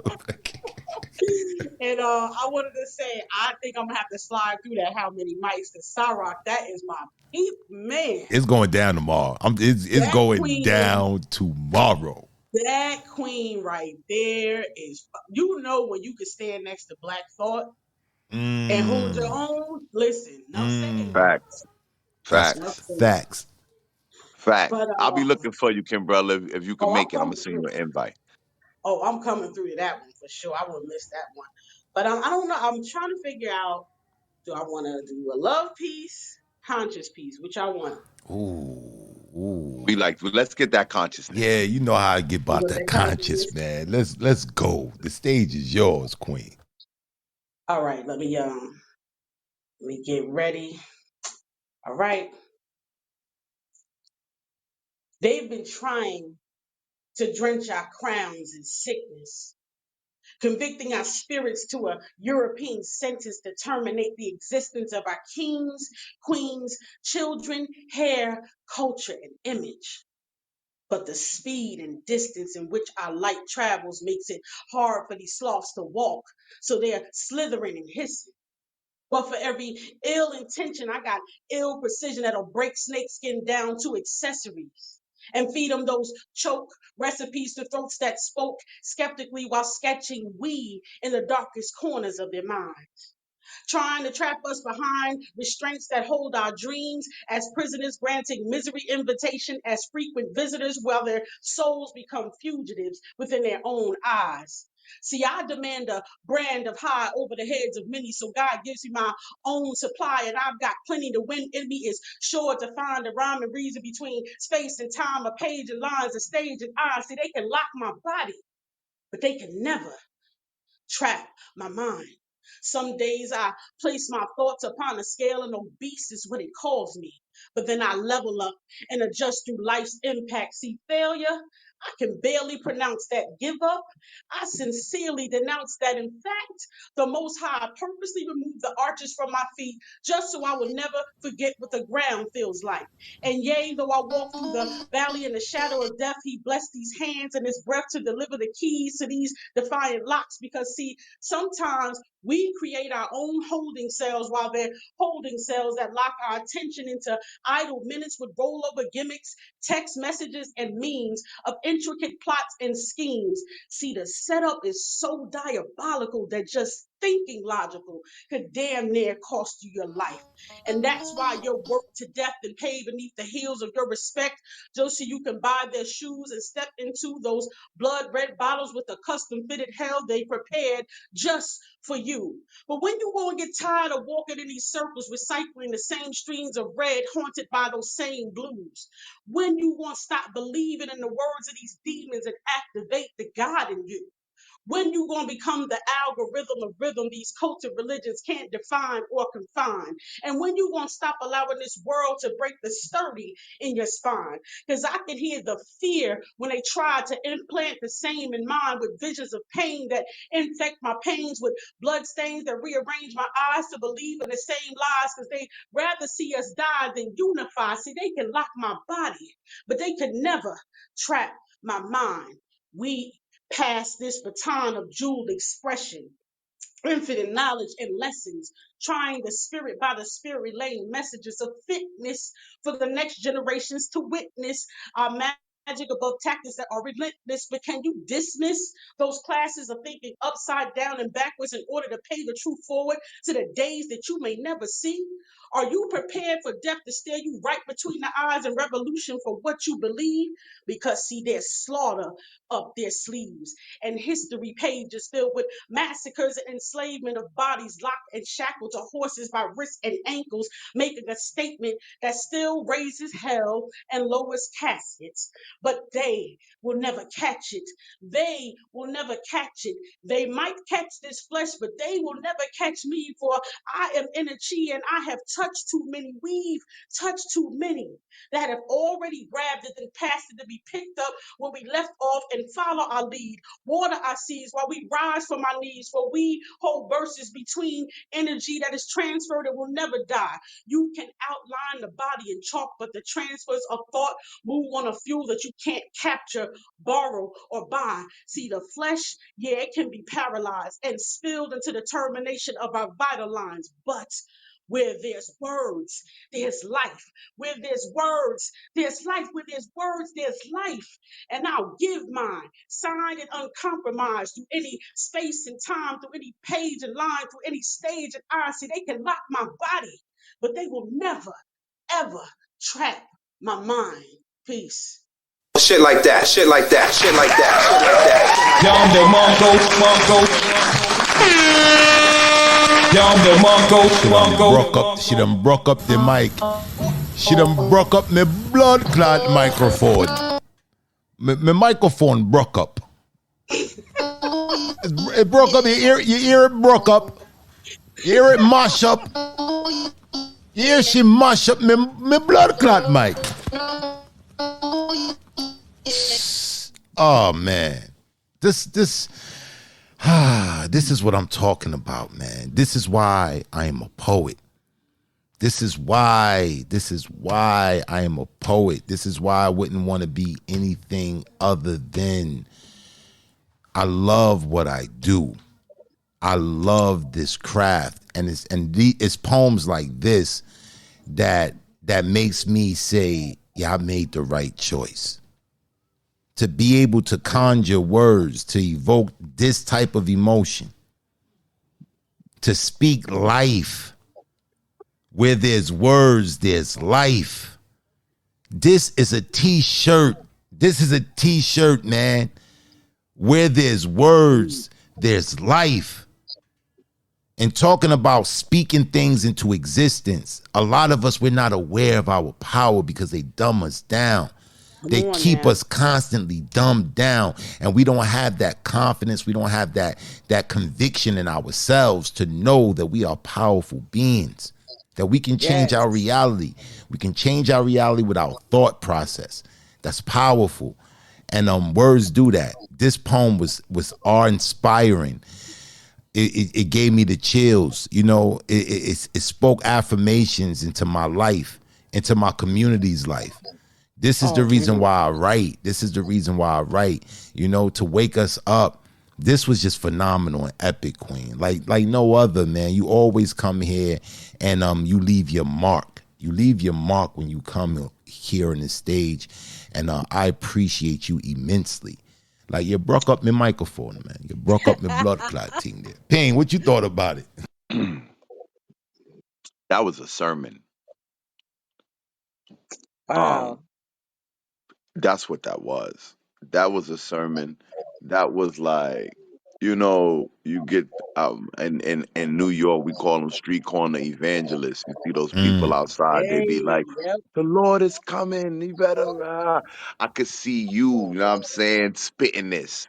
and people just stopping, and you know, I could just, cause that's what it did. And I agree with Black, man. This piece did something on the inside of me, man. It was inspiring. It inspired me to want to write. It was so many lines in the poem that were poems, and one of them was "Where there's words, there's life." That's a poem. Like that's a title of a poem itself, and there was a Facts. lot of those jewels in the poem. Yeah, this is why I'm a poet, but this is why I love poetry, and this is also why I'm a fan of you, because this is the type of shit that I've known you for doing for years, and that's why I always look forward to you coming into this space or finding you in a space, because this is the type of shit that you do, and this is just why I'm happy to be in the service and in the community of poetry, and I love you, Kimbrella. I love you too. And you know something, what you said about like, being in the street, kind of being an evangelist, you hit it right on the mark. That's what I feel like my calling is. Some people when they hear me, they automatically want to lead me to a church. I don't feel like God called me to do that. I'm gonna leave that to we Mm, ain't even gonna get into that. We ain't got enough time. I ain't gonna go there. But I'm here for, us people. I'm a representation of what God's heart looks like. That's what I'm trying to model. And I'm just glad that y'all hear that, because I always try to give him the glory through my pieces. And the fact that y'all hear that and pick that up lets me know I'm on the right track. So thank you. definitely. And I just want you to be heard, man. It's just, wherever you can, however you can, man, make sure people hear what you got to say, Kimbrella, because what you got to say is powerful. Facts. Thank you so much. I appreciate y'all. Definitely, Queen. Definitely, man. The only thing I don't appreciate you breaking up my microphone, man. Y'all hear my microphone? Do y'all hear that? I gotta go pull out the other mic in the back. I'm I sounding said, like Pain on I'm sounding like Pain on the Saturday Oh, night. You wow, know what I'm wow. Always got to saying? get involved. How I always get involved. y'all Oh crazy. man, great Much love, job, kid y'all. brother. Great job. Oh man, Thank you. I'm loving the second half, Pain. I want to shout out some people, man. I seen some people just come up in the stage, man. You know what I'm saying? I got Giddy in it on the microphone. I seen Edwina just came in the house, man. You know what I'm saying? She been putting down some some poetry, man. I just peeped this poem she put on her page, and I was like, wow, man. Classic cadence, man. I hope the queen put that iron in the chat, man. I'm calling you out. I'm definitely want to hear something from you, queen. For real, for real, for real. So, Pain, what is looking like, man? Who we got next on the mic? Um, Next up on the mic is the legendary Miss Fab. Oh, let's bring Miss Fab on up to the stage. Let's go.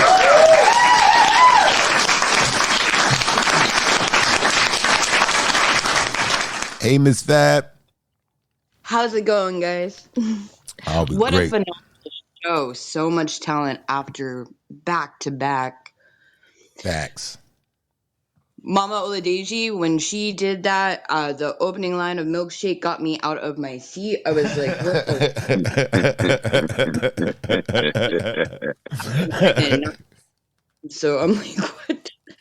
Okay, so it's interesting. Right before I took the mic, I remembered the first competition I was in, where the last challenge was about the future. And at the time, a lot of people didn't know I was struggling with mental health, and I didn't actually believe I would have a future. Mm. So, that being said, this piece is actually called Future. It's kind of like a remake of what that poem should have looked like. So, here we go.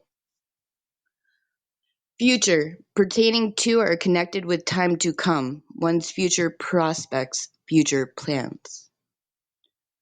When you spend years trying to commit to leave this earth before finding yourself, it kind of feels Twilight Zone-ish.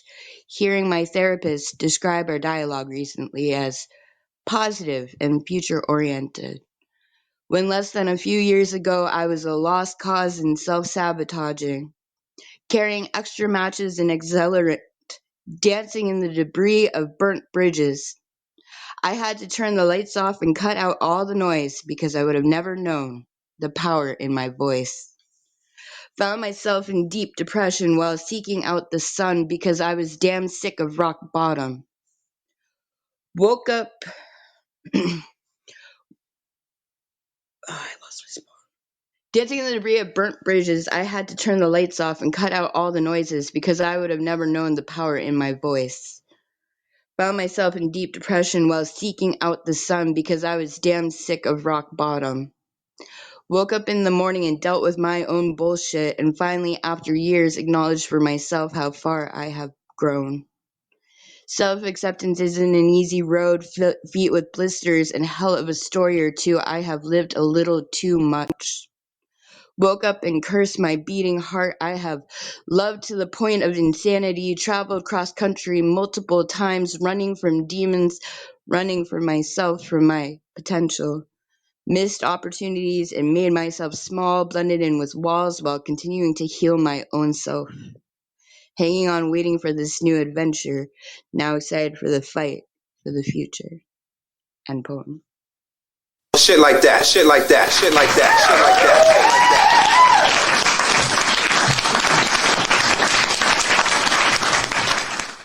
that. Oh, great piece right there. Great piece and heartfelt, man. Heartfelt. You saying at that time when you was dealing with these issues, that prompt to say that you didn't have a future and to see right now today where you're at today is remarkable. It's remarkable. Your pen is like you're legendary, from the days of blog talk. You know what I'm saying? Oftentimes me and Payne, we would talk about your pen in regards to, where you go, where you allow your pen to take you. And this was phenomenal, man. This showed me triumph. It showed me you overcame these obstacles and you're here right here strong today, man. It's beautiful. I thought it was a great piece and it was heartfelt. Payne, what you thought about it? So descriptive, Fab, of capturing emotions and a mindset, especially being able to kind of polarize where you were when you wrote the piece. And that's what I like about your pen, but also your cadence. It only takes little slight shifts in cadence that kind of change the emotion or change kind of what the tone of the piece is supposed to be. And in this piece, I can, I felt that space also in your delivery. But your writing is always so descriptive of emotion, Mm. and that's what I've always appreciated about your writing. And I like this piece, Fab. Thank you. Thanks, guys. Definitely, definitely. Yeah, man. We shaping up, man. Second half trying to go in, man. They trying to go in the rival with that first half, man. But yeah, dope piece, man. Dope piece. Now, Payne, you got any Yes, surprises up sir. your sleeve, man? And I ain't got no surprises, man. We just moving along. We moving along this iron sharpens iron train. All right, all right. We still on the train. All right, we still on the train. Who we Yeah, got yeah, yeah. next? Who we still? Who Next we? on the Yeah. next on the mic is Boo. Let's bring Boo on up to the stage. She got a piece I've been wanting to hear. Hey, Boo, what's going on with you? Not much. How are you? Can you hear me? Yeah, we can hear you loud and clear, perfectly. What you got for the people? You told me about this piece that I missed the other night that you was Oh going no, to yeah, spit. no, I'm not gonna torture you with that one. You ain't gonna do me that. You gonna do that one. I definitely need to hear that piece though. I want to hear that piece though. But go ahead. But Yeah, what you got prepared for I us think I tonight? have a few things I need to fix on that one. So I don't know. Yeah, but I will read it to you later. Mm. Anyway, I don't know if I read this one or not because I can't find my other phone. So hopefully I didn't. But anyway, uh, it goes like this. I adore you by choice, and my feral heart agrees. Allow me the honor of scribing eternal faith on fragile heartstrings, a labor of love, a tender gift in the symphony of life's finest artwork. Let me touch you with the pure joy of touching, eclipsing the emptiness upon the trajectory of unfiltered sight. Some sorrows made for an obsession without identity. We can invent a sign language for nobody else to understand. This unfinished text, the singularity of clarity, the sweetness of poetic fingers, static frequency our braille. Drawn to a twinkling crown of muted lights, a moment in your waterfront eyes, of your opiate eyes, bent on layers of time, pretending not to be visibly intoxicated. In between circadian rhythm and the place we call irresistible, here we'll listen to the sun-filled hymns of children's laughter. There's no shame in this shade.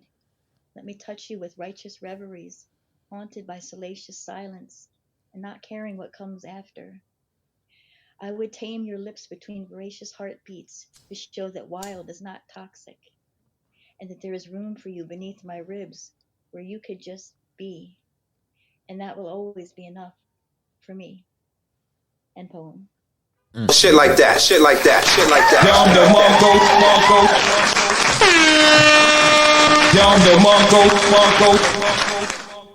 That was fucking beautiful. I don't know about you, babe, but that was fucking beautiful. Damn, the descriptions, man.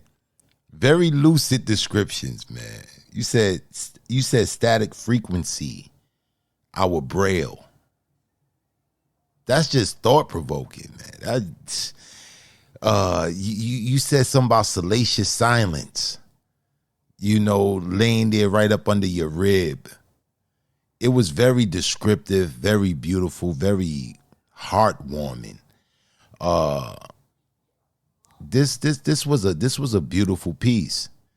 This was a beautiful piece, man. I think your monotone cadence, it kind of lend well with the sentiment of this piece, because it felt so earnest and sincere and authentic. I thought you did a great job, boo. Payne, what you thought about it? Thank you so much. Boo, I gotta say, man, hats off, man. Me personally, listening to you in my time on this app, I've seen so much growth and change, in your writing style and depth, and I've just seen you really. I can tell you've been either working at your craft or you're more comfortable. I don't know what's going on, but I definitely see a shift in your writing, and I really think it's good, man. So I just wanted to congratulate you on that. The other Thank thing you so is, much. yeah, the other thing is I dug the writing in this piece. It what like Black said, when you said haunted by salacious silence, but it was another line right before that where you did that again with like you like said a word and then you kind of introduced a little alliteration right there. What was the line before haunted by salacious silence? There is no shame in the shade. Let me touch you with the righteous reveries, haunted by salacious silence, and not Yeah, I saw come. what you did there. I saw Yeah. what you did there. I saw that. I saw what you did there. I saw what you did there. I thought that was real. I thought it was playful, and I appreciated it. I was like, that's like in the middle of a dance, you bust out and do. It's like when you give the drummer little solo. Let I the said I drummer saw a get little, some. yeah. I saw that little alliteration. That part, me as a fan of writing and schemes like that, that was the gem for me. That when you did that, I was like, that was dope, boo. So I appreciate you. I see what you're doing over there with that pen and pad, boo. I appreciate you. Thank you so much. Yeah, what was the official name of that piece, boo? Feral Heart. Pharaoh Hart. Wow. And Kimbrella, please put the name of your title in the chat for me. I didn't get the title of your piece that you spit. Put that in the chat for me so I can see the title, because I definitely want to nominate that for the title. If you guys don't know, I was about to say Spoken Soul Sessions, but Iron Sharpeth Iron is now a podcast. We've been a podcast now for about going on 4 months, or a little bit over 4 months. We've been taking these episodes and we've been posting them, where they're streaming everywhere. They're on Amazon, Apple Music, Spotify, TuneIn. You can find us everywhere. And we got a YouTube page. It's on YouTube as well. I take the episodes and I make the YouTube video and put it up on YouTube. So definitely you guys go subscribe to that YouTube page, the Iron Sharpeth Iron. We got some things that we're gonna roll out over there on that channel. And the episode that we did last week, that's why I was hoping Russ would have came in the room. I hope I got his title right. The episode we did last week, I pinned it to the top of the room so you guys can go check that out. This episode will be available for streaming on Monday. You won't be able to go back to the episode on Clubhouse and find the episode because I take down those replays, but you can find it on the podcast. This is an attempt to bring this platform, these poets, these beautiful artists, and introduce them at least to my audience that I've built up, and a growing audience. So it's very important that we share this and we get it out there because it's for all of us. We get our pinky in the door, we gonna bust it open. So it's definitely for poetry, man. Y'all go check that out and check out last week's episode. It was some fire poems that was spit. Geronimo came out and did the Pisation piece. We know that's a classic piece from the Iron Sharpeth Iron, not excuse me, the Grand Griot competition. And then, we had Russ that did this phenomenal piece called Fern Gullies. At least that's what I thought it was called. But definitely a dope episode. Y'all want to go check that out. And this episode you can check out Monday, streaming everywhere on all the popular platforms for podcasting. So you guys check that out. So Payne, who we got next, bro? Next on the mic is Lexi. Oh, let's bring Lexi on up to the stage.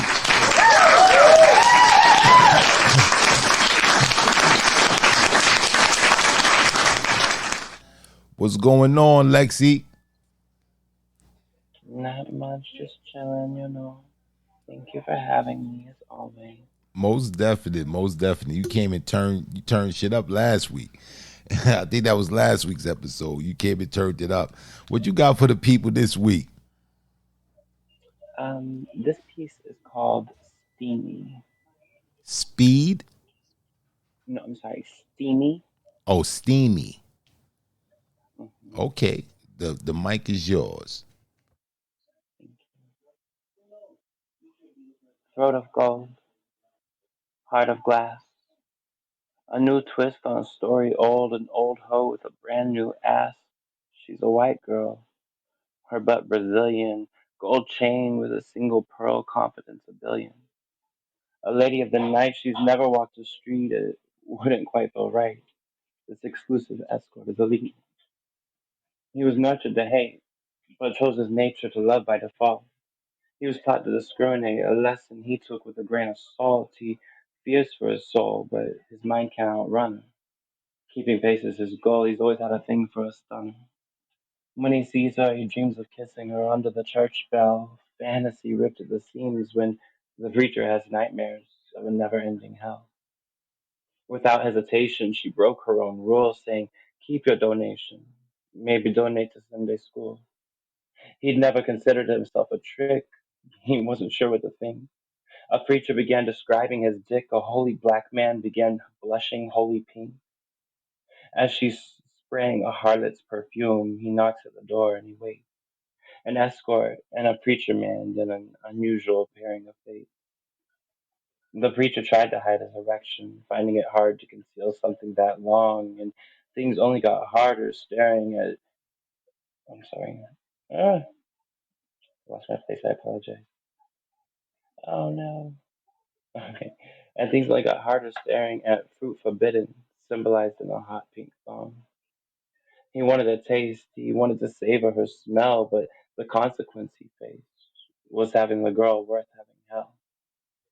He tried to resist her, but her designer butt looked so thick. His eyes snapped back to the escorts. Her eyes were glued to his bulging dick. The preacher considered running, but his mind was already too far gone. The escort was oblivious.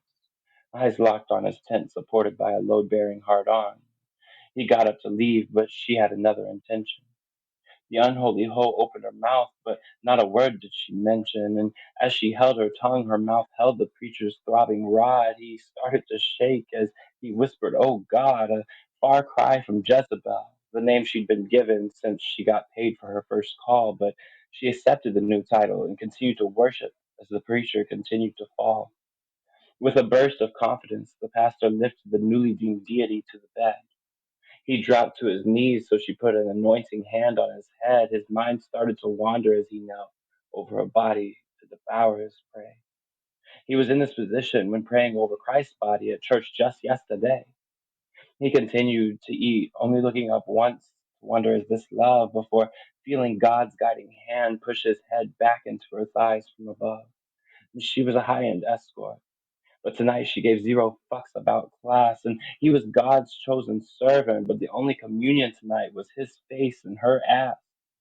Neglecting to bless his late night snack, the pastor crawled up inside her. He wondered how could he ravish her soul, then next Sunday be a pastor and guide her. She knew things were different. She felt she had been resurrected after she died, screaming, Jesus, that dick feel good. Leave all of God's children inside. And as his holy staff got lost, thrusting deep, touching her heart, his locks got lost in her hair. The unholy saga was only beginning, as his holy water blessed their unorthodox affair. Shit like that, shit like that, shit like Ladies that, and shit gentlemen, like that, shit like that. Dom DeMarco, Marco. Dom DeMarco, Marco. Let me talk. Go ahead, bro. I was gonna give it to you anyway, but go ahead. Let me talk. So a lot of times I get asked by a lot of poets, a lot of times. It's like, they was trying to find out, how they could get money in this craft. Because that's what we all, a lot of people aspire to try to find out how they could earn some money, doing what they love to do. And I always tell them, it's a difficult road. You got to get known. You got to build a name for yourself. But I always say with an asterisk, unless you can do erotic writing. If you could write erotic, you could get paid. They're always looking for people who can write erotic, whether it's Reader's Digest, whatever it is. They're always looking for people who can write erotica. Everybody can't do it. Lexi, you can do it. Mm-hmm. I would love to read because your cadence and the way you spit your shit is dope. And I know I can tell that you have a connection to what you're writing. But I would love to read this shit.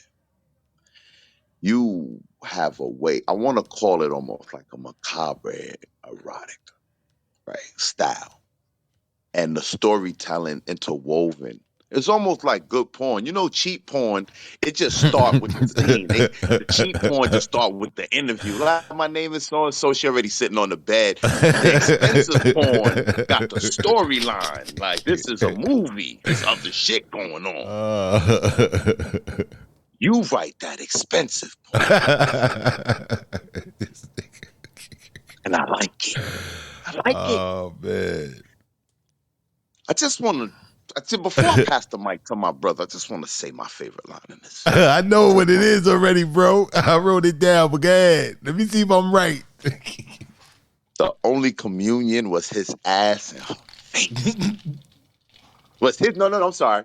The only communion was his face and her ass. Bro. I was done after that. Oh, man. All right, Black. All right, bro. All right, Lexi. This piece, you're very descriptive.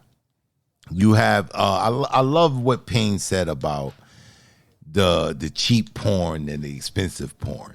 There's a difference. There's definitely a difference. There's a lot that go into your work. From the sentimental aspect of this piece, what really stuck out to me was the parallel that you drew between righteousness and wickedness, or what people perceive to be righteousness and wickedness. Oftentimes I'll use the priest because that was the example you gave in the poem. Like, oftentimes you find that priests, they take a vow of celibacy. And them taking a vow of celibacy, they reject something that they're naturally inclined to accept. Sex. You know, it's a natural occurrence between human beings. We all do it. We wouldn't be here if we didn't do it. And when you have people who try to kind of, you know, turn off or try to circumvent something that's naturally inclined for you to do, you know, there's going to be repercussions. Like an individual who don't want to eat. Person that don't want to eat say, I'm gonna deny myself food. Now you got people that say that you got people that done live years without eating food. They just drink water. They don't eat food. But you can see the repercussions of their actions by their weight. Very thin, very flimsy, can't do much or whatever the case may be. You know, there's repercussions behind it, you know? And one of the repercussions of having, you know, taking a vow of celibacy is that you find yourself becoming more perverse. You know, you become more perverse, and whatever the thing that you want to indulge into, you become more perverse in it. And I thought this poem spoke to that. The temptation, you know, the thread between righteousness and wickedness. This poem was deep. It was deep. It had an erotic flair. You know, you caught my attention in the beginning when you said throat of gold. I thought that was what Payne was gonna highlight.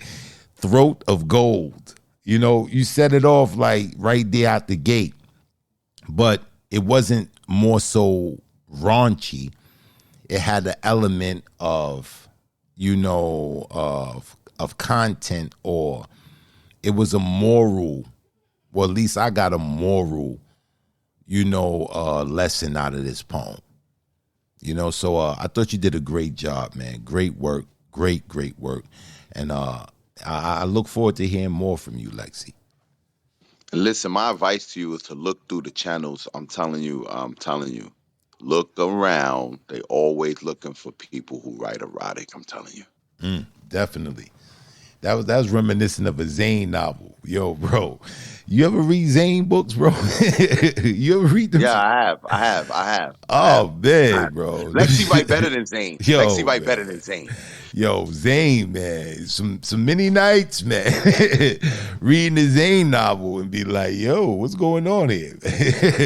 But yeah, bro. That was a great job. Great job, Lexi. All right, Payne. What's going on? I know we was going down that hill. Where we at right now with it? You on? All right. Yo, man. I'll be trying to time it. I'll be trying to time it, bro. You messing up my timing. I'm usually on point. You've been messing up my time. As soon as I say you come off mute. Like I think you're doing it on purpose. I don't know, man. But I'm just making sure that this person is the last person. Okay. And listen, Lexi, I didn't know if you wanted to say something. I cut you off. Black cut you off. We apologize. Black, I'm quite sure in Brazil they playing table tennis somewhere, and this is the part of the show where Black want to hurry up and end the show. Korean baseball, bro. Korean baseball tonight. We appreciate you. So this person is the last person, and you know, I'm looking forward to this. Black is gonna be very happy about this. Okay. And well, he's not gonna be mad about missing the beginning of Australian horse racing. He's not going to be mad about missing the beginning of Australian horse racing because he's a fan of this poet. Next on the mic is Edwina. Let's get it. This is what I'm talking about. Shit like that. Let's bring Edwina on up to the stage, man. Payne is my witness. He knows, man. He knows I don't get giddy over everybody. I don't get giddy over everybody, man. I don't know what I'm saying? I don't do acrobats over everybody. All facts. You know what I'm saying? But some poets just move me. And this is one of those poets. What's good with you, Edwina? Hey. You make a girl feel special. Thank you. I'm so you glad to be definitely, you definitely are. You definitely are. Oh man. here. Oh, I caught Lexi and Kimbrella. I'm sorry I'm here late, but gee, wild. Okay. All right. I gotta compose myself. How y'all doing? What's going on? What's the energy I'm like? great. What's y'all talking about? I'm great right now. Yeah, we I'm in my good. We good. zone. We good. I'm in my Okay. zone right now. All right. Y'all mind if I decompress a little bit? Yes, you can do. You Do what you got need to do. full carte blanche to Okay. do what you need to do. Let's go. Okay. All right. Sorry, it's the venom in the pen. Sometimes you get a little venom in there. You gotta get it out. All right. He told her, "Girl, you grew up to be a fine young man, a no-limit soldier with soft-ass hands. You take care of your business, your children, committed. You put up with that same nigga through all his decisions. You is a good one." And she felt so removed, she couldn't tell if he was calling her a woman of virtue or a fool, but there's no getting through to a woman committed to loving a user. I guess she's used to it. She would hardly even call it abuse. It's not as if the pain he brings leave a cover up in bruises. He's just a liar and a cheater and a narcissistic user with a mouth so slick he'll talk the sweet right out your tooth. With a pocket full of promises and a whole lot of excuses. He takes every opportunity to lower her esteem. You would think that after all of that he wouldn't be so mean, but I mean, I've never seen a crook that was very good at going halfway, especially when he found the lick he didn't have to hit the ski mask way. Got a little girl watching her whole life go by, putting all her effort in a man that won't even try. And why should he?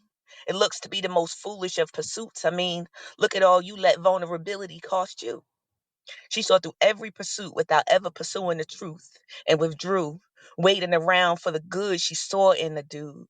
He lacked the intellect for the game of chess, and yet he managed to put a queen in check, spin her check, and can hardly be bothered to check on her. If she had a dream, he'd step on them. Part of her died doing the thirsty work of honoring one's commitments alone while he played pallbearer to the goalposts, and I know how much it hurts. The work is backbreaking, got her questioning her worth, dimming her light like she ain't the brightest highlight in his low life. It's hard work, like burpees. Though it gets her down, she gets back up. It begins to build muscles a girl don't even want. It's funny. The only difference between a dummy and a stunt man is one's doing stunts and the other the brunt of feeling dumb, wondering, what have I become? An orchid wrapped in plastic, false faces, and polished fronts. She didn't get here by herself. It was not by accident that her nature became hard. Wound after wound, the skin grew, but it would never be back like it used to be. She grew hard, like the lessons learned by being soft in unsafe places. She grew guarded. The vigilant fate of the unwatched over, she grew strong, toning the muscle of mind and being sinew by precious sinew, she grew callous, which is the fate of a woman willing to do whatever it takes to make her way in the world. So yeah, she grew hard. She don't want to smile and she isn't going to be nice in a world where turning the other cheek will only get you slapped twice. That's that piece. Shit like that, shit like that, shit like that, shit like that. Yonder In the words of my brother, written in pain, let me talk. My goodness. Wagwan we water. Wagwan we blood clot water. Listen, man. It's something about, I want to just say this off the record.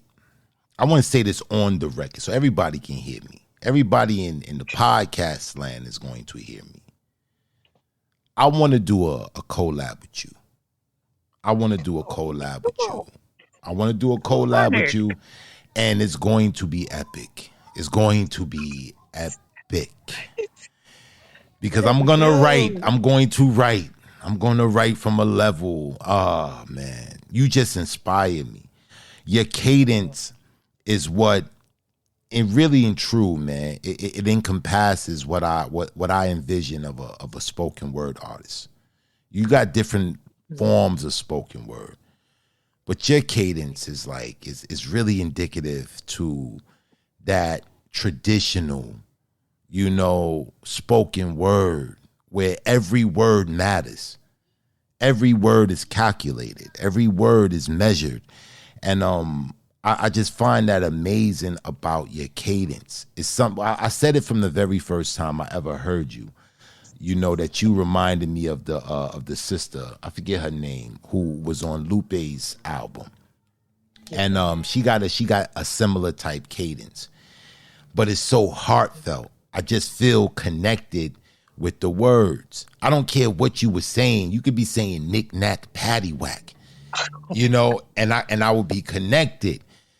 But this piece right here, the sentiment of this piece, that the line you said, put a queen in check, that whole check scheme, spin her check, never check on her. Yo, that whole scheme was just bananas.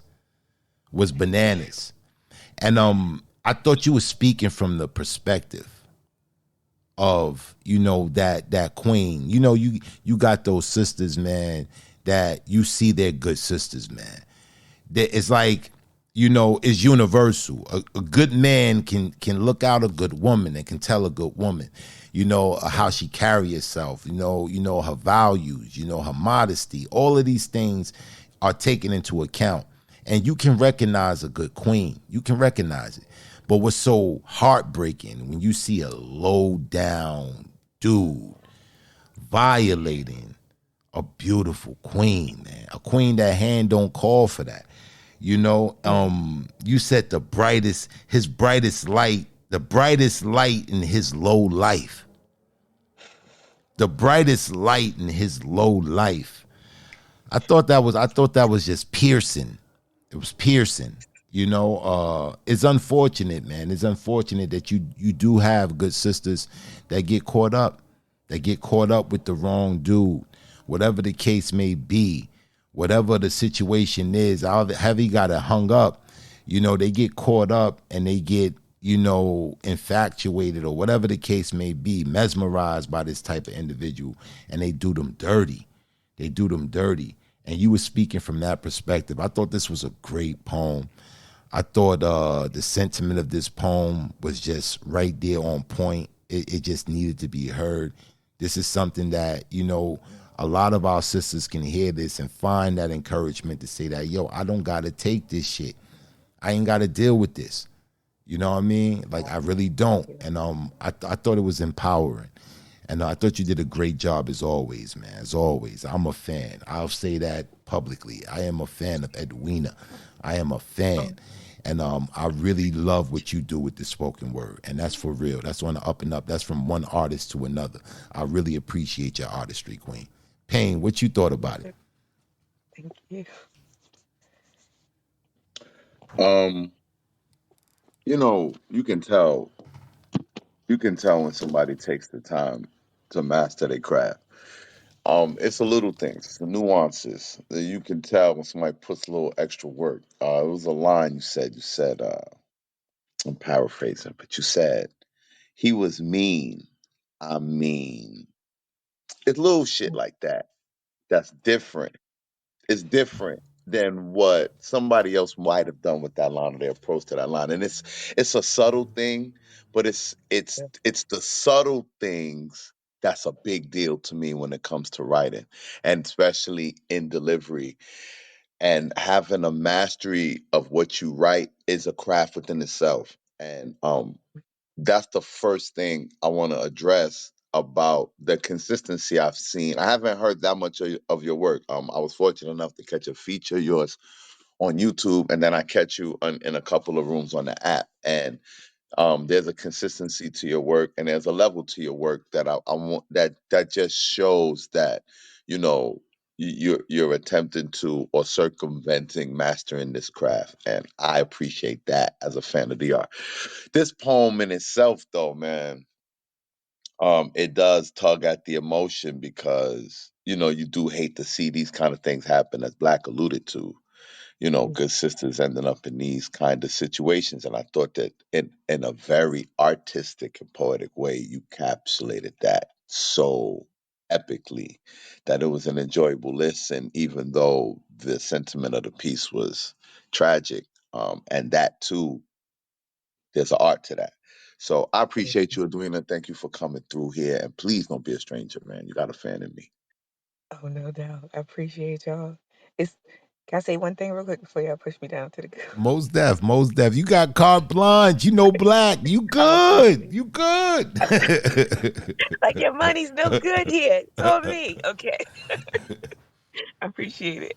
Now I was just gonna say like a lot of stuff I've been writing lately. It's like I'm like writing through life. Like y'all, I'm sharing it with y'all poetically life experience right now. And it's like it's coming in a place that's so emotional. But I'm like, this piece right here came from a conversation about like old couples and how a lot of times the women be completely miserable and removed, but we still together. You know what I'm saying? So it came from that. But it's also the idea that you gotta uphold a marriage on your own just because to say that you married, and we ain't doing that no more. So my next book is called Circles for Squares, and that's what it's a lot about. All the shit you allow in your life that don't belong there, and how to get rid of it, and working through that and cleaning up my own energy. So that's where everything is coming through. It's like mastering my craft and mastering the discipline of myself at the same time, and sharing it for the next person that's going through the same thing. You gotta believe in yourself before you believe anything else is possible. That's facts. That's Yeah. facts, man. And that's the revelation that Yeah. it feels so good when you finally realize that. When you self-worth, people Mhm. put a lot of value in things. They put a lot of value in money, property, cars, materialistic things, but neglect value in self. And once you know your worth, then you can really achieve your potential. A lot of times we just shortchange ourselves. Maybe it be timing.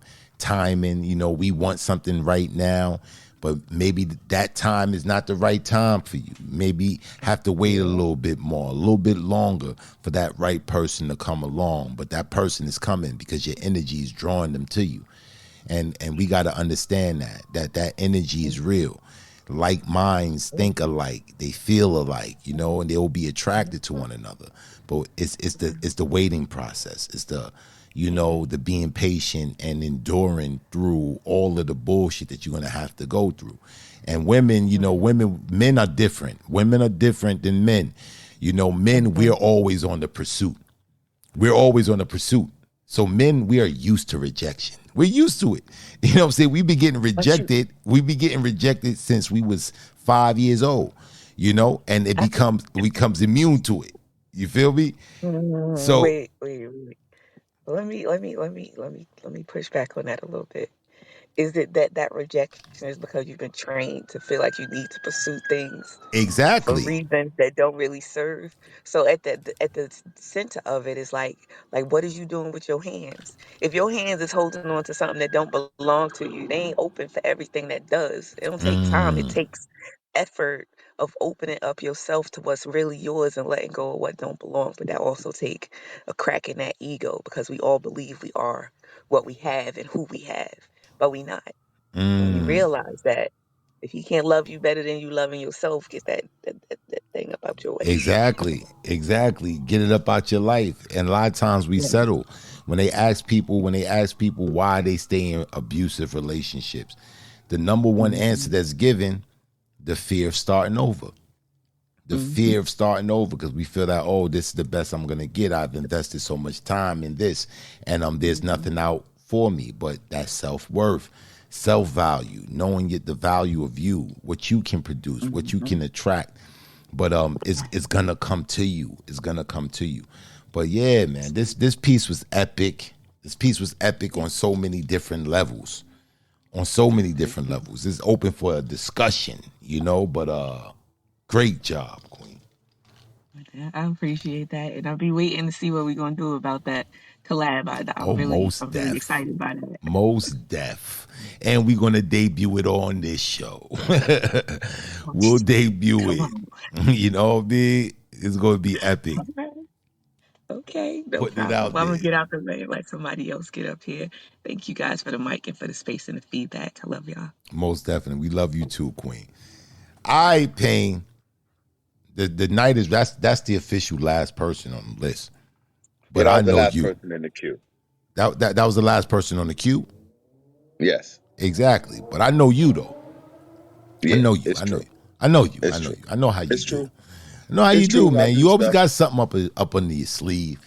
I Always do got stuff. something. So what is it, man? Lay it on me, man. What we got, man? All right, let me say this first.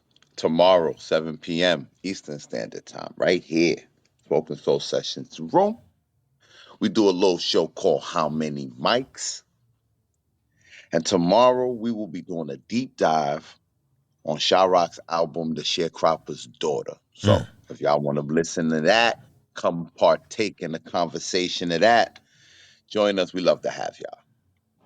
It's going down tomorrow. That's going to be a show tomorrow. Y'all don't want to miss that. Listen to that album and come up in the building tomorrow for that album. It's going to be crazy.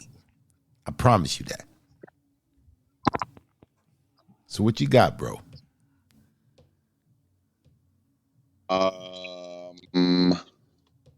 Closing us out. Comp on the building. Comp on the building. Comp on the building. Who? Lyrical Movement. Let's go. The first lady of the compo. Let's bring on up to the stage to close us out for the night. Let's go.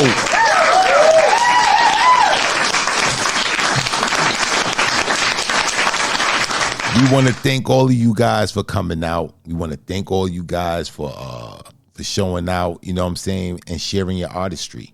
You know, it's been a great night of poetry. This will be up on streaming everywhere on Monday.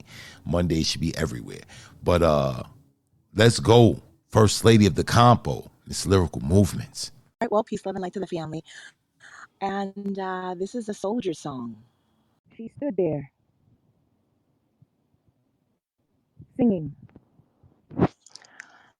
singing as they began to blindfold her. As the guns raised in the air, she stood there, ready to die, yet dying to live.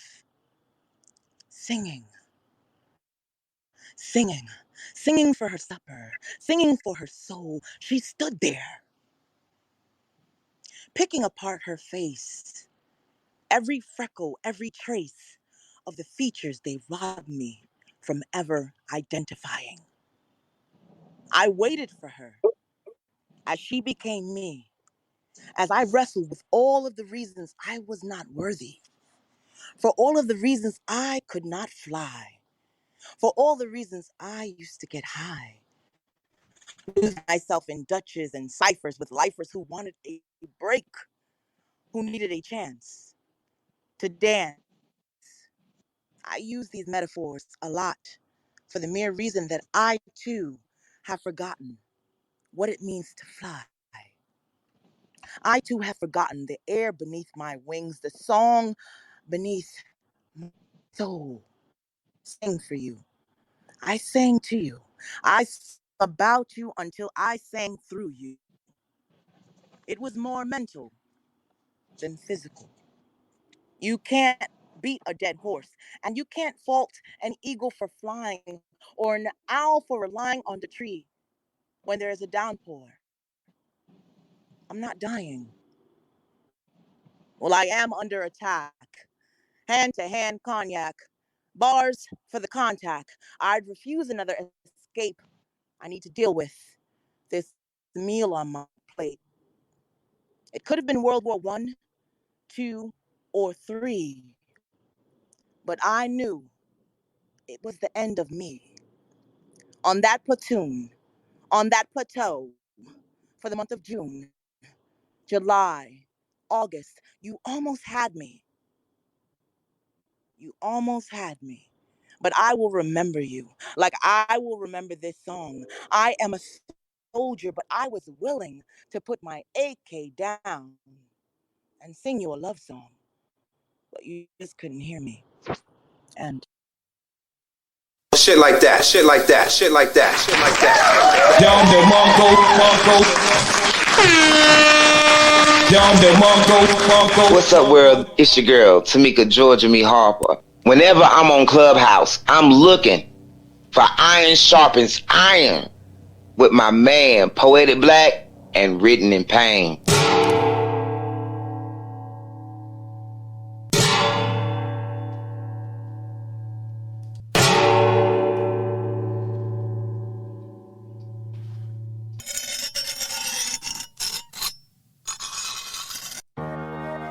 As iron sharpens iron, so one man sharpens another.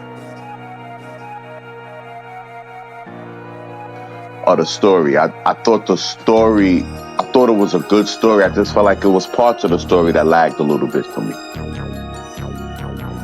Your cadence, man, it captivated me.